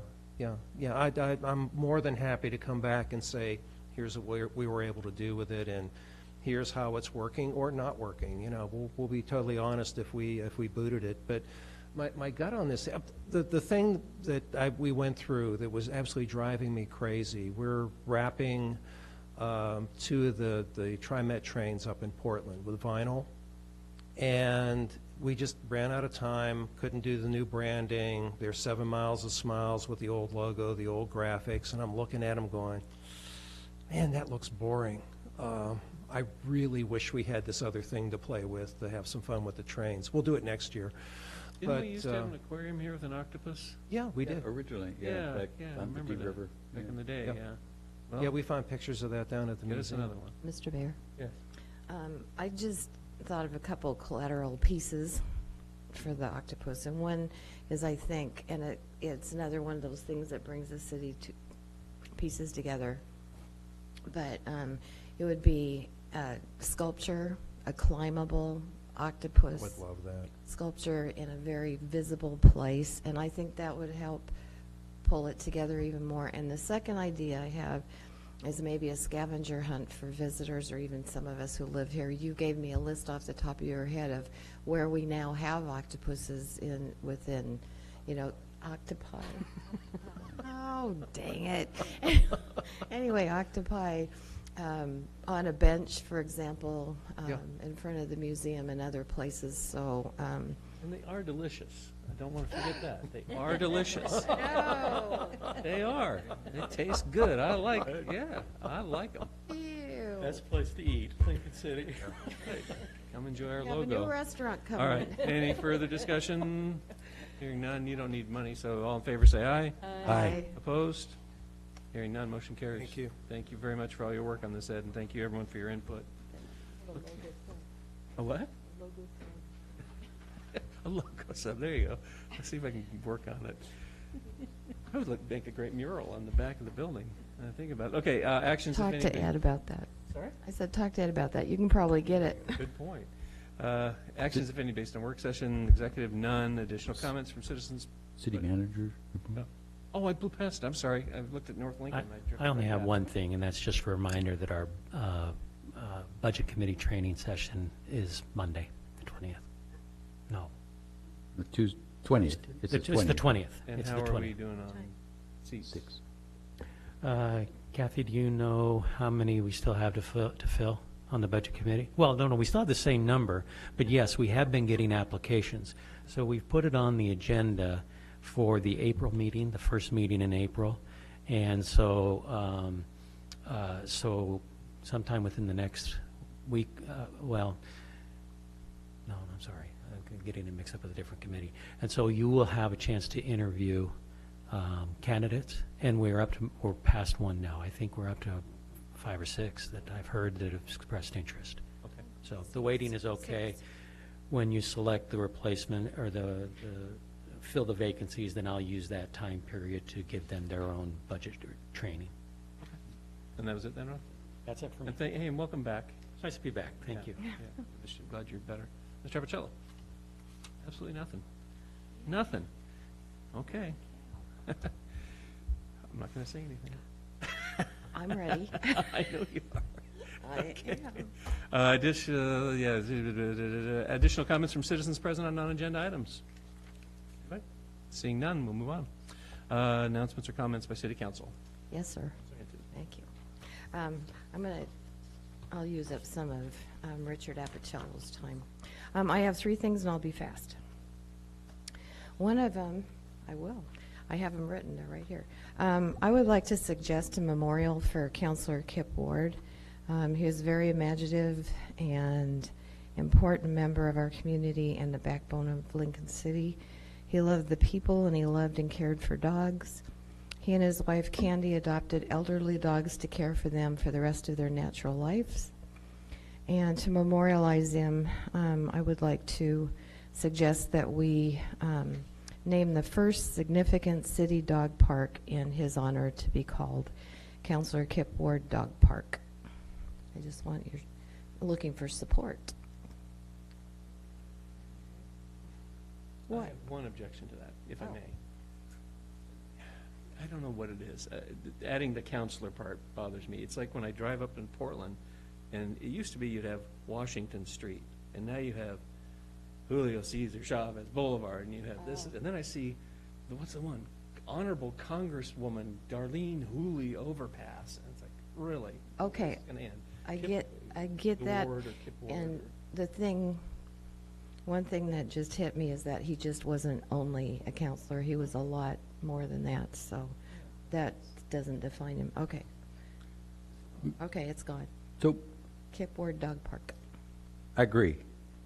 And I also agreed with the same discussion we had about another passing of Gary Ellickson Street. And we agreed, I thought at that time, that there was unfinished business inside the city, the process about memorializing. So rather than doing something just for us, and it's not just for us, but there are other people who have wanted to memorialize somebody, and we've not, as my understanding is, we don't have all the proper things in order. Okay. So Could we add it to the list, and could we, because I still have it here on my 2-page list that Ron gave us of other things to do that we had given to staff. So I'm kind of tracking as we I have a couple more for you. block off these things. But it's one of those things that, let's add it to the list. And How big of a deal would it be for our first significant dog park to put a plaque on it? not, and again, let me remind you that I'm a fan, but I would ask the same question of the gentleman that wants to put a plaque on a bench for his parents or grandparents or significant other. Okay. And we make those things real hard because we standardize the bench, location of it, maintenance of it, material, how much, collect the money. So let's get that stuff together so that they all can walk up to the planning desk, plop some money down, and here's the guidelines. What And this cost? Mr. about Appicello is going to $100 tell for me it? that all that's in place. I disagree because people walk up to the bench and there's hurdles. So I'm all for it, but I think we're jumping, our emotions are ahead of our actions, and let's just get our actions caught up. Please. To Mr. Appicello, because I think in my mind there's a difference between naming something that we own versus changing the name of a street, which is one of the things we talked about with Gary. Am I correct in that assumption? If we create a park, we can call it whatever we want? Yeah, I think yes, you can name a park, but I think to the counselor's point is that we need a process for everyone. Yes, I did write code 3-4 years ago, which you all adopted, about some standard processes. And now we have a new Parks and Rec director, and I think she's on top of moving forward with a memorial kind of policy. And not just the code. I mean, I did the ordinance, but there's the implementation of it. And I think she's on that, and we're moving forward with it. I know we've had some discussions on it. So, yeah, we could decide to name things, whatever we want to name them, a little more process if it's naming a street. But I think to the point of the counselor is we need a process for everyone. And if naming parks isn't going to be subject to that kind of a process, then you could just go ahead and name it. Of course, you know, talking about naming a park to be named, to be designated later, you know, you probably want to have some discussions with the Parks Board and staff about which park we're talking about, so. Good, more? So we're, Favor, but we're going to do a little more. okay. Not a park anyway. Okay, soon, someday. Okay, my second thing is that, excuse me, I'd also like your support for another idea, which is to develop a community service program that would be managed by the Parks and Recreation Director. And this community service program would provide alternatives to paying tickets. I've discussed this idea with the judge and the chief and the lieutenant and a couple of officers and the Parks Director, and I've mentioned it to Mr. Chandler, and I haven't heard any reason to stop this idea from moving forward, so I just wanted to see what you all think. My Do you first question is understand? under whose supervision? Parks Director. So we have someone who owes the city a fine for breaking the law. Right. Parking, And traffic they're tickets. sentenced to 8 and- hours community service. Yes, to in the pay. park. Yes. We need a city staff member to supervise that person. Yes, and she's agreed to do that if we support And then it. what's the upper limit? What if we have 10 of them, 20 of them? How many people get to opt into this program? I don't know, that would be to the judge's discretion, and also we would need some type of plan put together for this so all those questions can be answered. If they put in their 8 hours and do a crummy job, do they get sentenced to more time because they're sloppy workers? Well, I would say that our Parks Director has experience working with this project in her previous position, and I think she already has those kind of bugs worked out. And the judge has already said that he'd be willing to do this, so. Mr. Mayor, the thing that I'm hearing on this is Microphone on. the thing that I'm hearing on this is support to develop the community service program. So the questions that you're asking, wonderful questions, but they were the things that we would address in the program that Councilor Hinton's asking us to go forward with. There are things that we have not, there are things that we haven't answered yet. So in other words, the program would be something we bring back to you. Is this out of a concern for indigents who can't pay their fine, or? Well, it is, and also especially Counselor Anderson's worry about there being so many tickets that aren't being paid. And then when I sat in on in the courtroom and witnessed a few of the trials there, a lot of decisions people are making are based on how much money, and they're not always maybe in their best interest. So if we had another way of reducing that stack of tickets, and if people are participating in the community to help their community to, you know, do weed whacking or trail blazing or trail maintenance or something like that, then they're doing a service to their community, which is also really good. And I believe the chief said that most of the tickets are local, and so more about the program, I would maybe ask the Parks Director to answer those questions, but I would just like to see if we can ask staff to develop what they would see as a good program that actually would work, and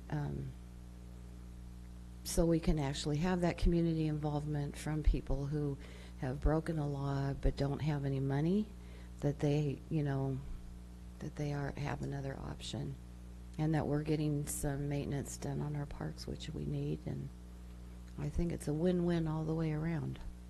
And we have an experienced person who has already worked with a program like this before, so. Councilor, I'm in support of your idea, if to ask staff to develop a program and let's take a look at it.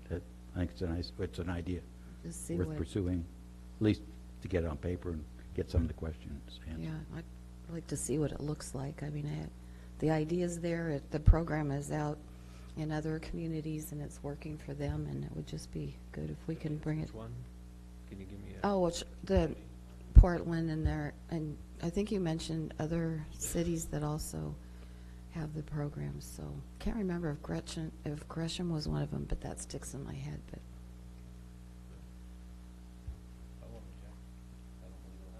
you don't think so? I don't know. I just, the idea of having to supervise people doing a crummy job, and then what do you do to them afterwards? If they, whatever, we can talk about that. So is there consensus? Is that? Sure. Yeah, I'd be supportive of exploring it.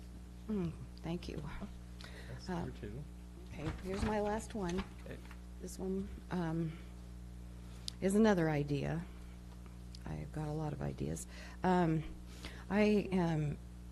I've brought this up before, but I just want to see if we want to move forward with it, because it is close to Arbor Day, which is next month. And the Arbor Day celebration is going to be at the Heritage Tree at Regatta Park. And I would really like to see us have a Heritage Tree program where we actually identify trees and protect them, or have people be able to look at some of the big giants that we have sprinkled around town, and so that's basically it. If we could do that, and Can I get a definition of we? we staff again, and it would. I don't know how difficult it would be. We'd have to ask.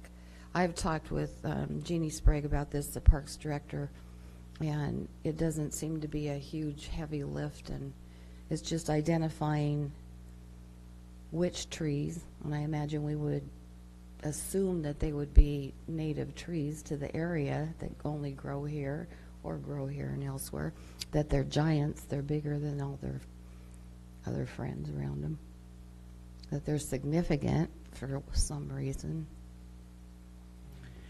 I think I'm always the bad guy on these things. The idea of, I've heard a couple times tonight that staffs are spread thin, and we're going to give them one more thing to do, when honestly, it seems to me we have a lot of people in this town who are just in love with trees, and I could see parks gathering their information, but the idea of sending staff out to identify trees that... Oh, no, they wouldn't have. I don't know that it would be that involved, but... Again, it's one of those things that if there's such a need, such an outpouring of we need this in our town, I would just love to see citizens step up and take control of these things. It's nothing that a government has to do.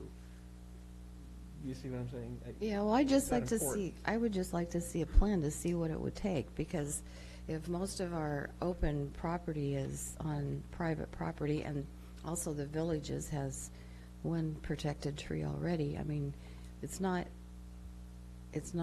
wouldn't be a lot, but it would be another. See, that's what I'm saying. I think Councilor Anderson brought it up best quite a long time ago when we talked about the dog parks. It's if they're, how do we get the people of the town involved in these things? If we just keep taking over, again, they'll take care of it. You know what I'm saying? If there was if there was someone just spearheading, saying, hey, if this is important to you, come together for a meeting on Friday night, and we're going to talk about how we're going to pursue it. That's all I have to say. I would just say that I've been in several meetings with people that live in and around the villages, and that is something that they talk to me about. And they, they're willing to help. As a matter of fact, they're doing some maintenance on city property, the Cascara Court folks. I mean, they're just jumped right in to do things. So I'd say that the interest is out there, at least what I've been hearing quite a bit. So, but they have to work with someone. They can't just say, there needs to be kind of a plan. So if we say, this is a list of trees that would be in this program, they would have to be this large at breast height, which is how you measure them. Sure, we could send out a whole bunch of, people they just need to have direction. I don't think that the staff would have to do that. Okay, I'll do it. Steve No, knows but every that's tree what I in this mean. I town. think it's just another way to He's hugged them all. get to know, the city in which we live. It's just one other way, and maybe it's not your way, but maybe I hug trees. No, So- but I'm not saying it's not important. I'm just saying I just don't like the fallback of it's government's job. Right, no, and my suggestion is just to put together what it would look like. And that's what I'm requesting, and that's not a big deal. But, and not that staff would have to go out and identify every trees. I think those identifications would come to come from the community. At least for my end of town. I don't know about yours, but. Mr. Mayor, I'm not sure I fully understand what you're really asking for other than sharing an idea, Councilor. Could I suggest that I think trees and the idea belong at parks, as you've already suggested. We have a Parks Board Commission. I see no reason why that, with the assistance of their staff leader, to ask the public if they are so interested. I mean, I don't hear you asking for any money.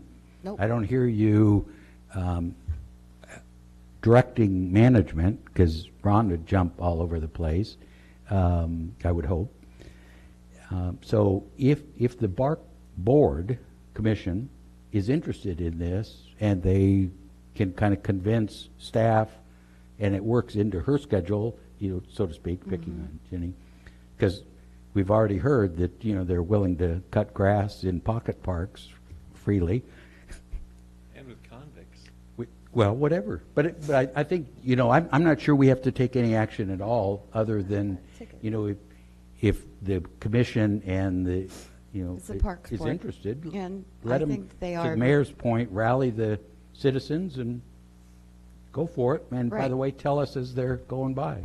And I've been informed that we need to say that we want them to do that. So I'm asking the question for the Parks Board, if we can develop develop the pieces, in a plan of what a heritage tree would look like. Species, But see, I'm at a size. loss there because I think with the mayor, I'm in a vacuum now. Just so you know, personally, I'd rather have the park board chair asking, not through you. I'd like to hear it from him so I can quiz him. And then part of it would be, what do you really need from us? Why can't you do that on your own and stuff? I just think we've kind of because got they've asked. I think I don't see the policy piece for this body to be directing staff to, and commissions to do things, especially if it's not costing money. Mr. Mayor, if I could jump in, I think that perhaps if you all agree and there is a consensus that this should be generated through the park board, then probably the thing that would be best would be for Councilor Hinton to come to the Parks Board meeting and say that she's brought this up with the City Council, they're aware of it. Parks Board now, if you want to go forward with it, then that would give us the direction we would need. Measure the interest level with them. Yeah, because our staff works with the Parks Board, and if there's something that they are interested in, of course, we will work with them on that. So if it's not ready to come to the City Council yet on a heritage tree program, but it needs to be developed, and it's the Park Board that's going to do this, then they can certainly work with us in the development of that. and they can initiate it if they'd like. Okay. Okay. Have Yeah, you already say yes? I think that addressing the Parks Board with this issue would be appropriate. Okay. Three. Anyone else? I'm wondering how we are with applicants to the VCC, the Visitor and Convention Committee. We have 3 applicants, and we will be beginning interviews this week. Okay, great, thank you. Anyone else? I do. I just want, if we're picking, I guess we're picking on Park Board tonight, so sorry. Ron, you know, I don't want to leave the subject as we left it on council. I know we've not pushed the pocket parks forward, but I'm a little concerned about the message, because I didn't hear that, you know, this council is against parks. And so I think that's important to go back. I think part of it is a timing issue right at the end of the fiscal year. But the other, if I could approach the concern I do have on the ask or telling kind of aspect in the budget, because I guess I don't want the, and so correct me if I am wrong, I don't want the, just because an item is budgeted doesn't mean it's going to be spent. It's not an approved project. And so there's a process that needs to come through to get levels of approval, and often a couple of times through a council. So I apologize if there was a mismessage back to council or to the board and stuff. But I wanted to make sure that was correct. And maybe one of the mistakes we made at budget was maybe it should have been, we wanted money in the parks, but perhaps we restricted it too much, you know, to, you know. Yeah, so what the message we'll take back to the Parks Board is specifically for this park, is that the council did not go along with the development of this park, and then we'll outline the reasons based upon the minutes of this meeting and pass that along to them. So that's the message that we will give them. It's not opposition to parks or opposition to pocket parks, but it's this park and specifically, and these are the reasons why that came up during the meeting. Now, as to the process, the step that went a little haywire in this is that I actually jumped the gun. I shouldn't have brought it up at our last meeting so that it could have been more formally presented by the Parks Board Committee. So, but just like any budgeted item, we have a budgeted item for pocket park development, we have a budgeted item for sewer line extensions, we have, you know, these different kind of things. And so the process is exactly the one that we have been going through, and that is trying to identify how the funds are going to be spent. In this case, looking at locations, looking at what property we have, what property we could buy. If there's property we have, can we develop it now? That went to the Parks Board. We had their recommendation. The mistake was that I jumped the gun and announced it too quickly instead of having a formal presentation. I don't know that that would have changed any of the outcome. Probably not. But you know, as far as the budget goes, yeah, there is a process, and we know what those processes are, and we'll always follow them. One last thing. From my library board meeting this week, I wanted to share that any residents who are homebound and unable to get out, the library does bring you materials and books, delivers to your door. I thought that was wonderful. I didn't know what that word outreach meant. So it expanded my knowledge of outreach, and I think people who are homebound should take advantage of that opportunity. Well, I don't have a lot to say except lost an hour's sleep last night, and I'm ready to go home. So if there's nothing else, may God bless you all. May God bless Lincoln City. We are adjourned.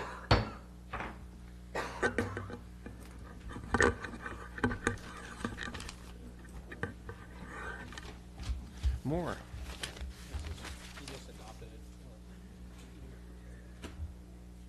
Thank you. Oh, I like that pen on this paper.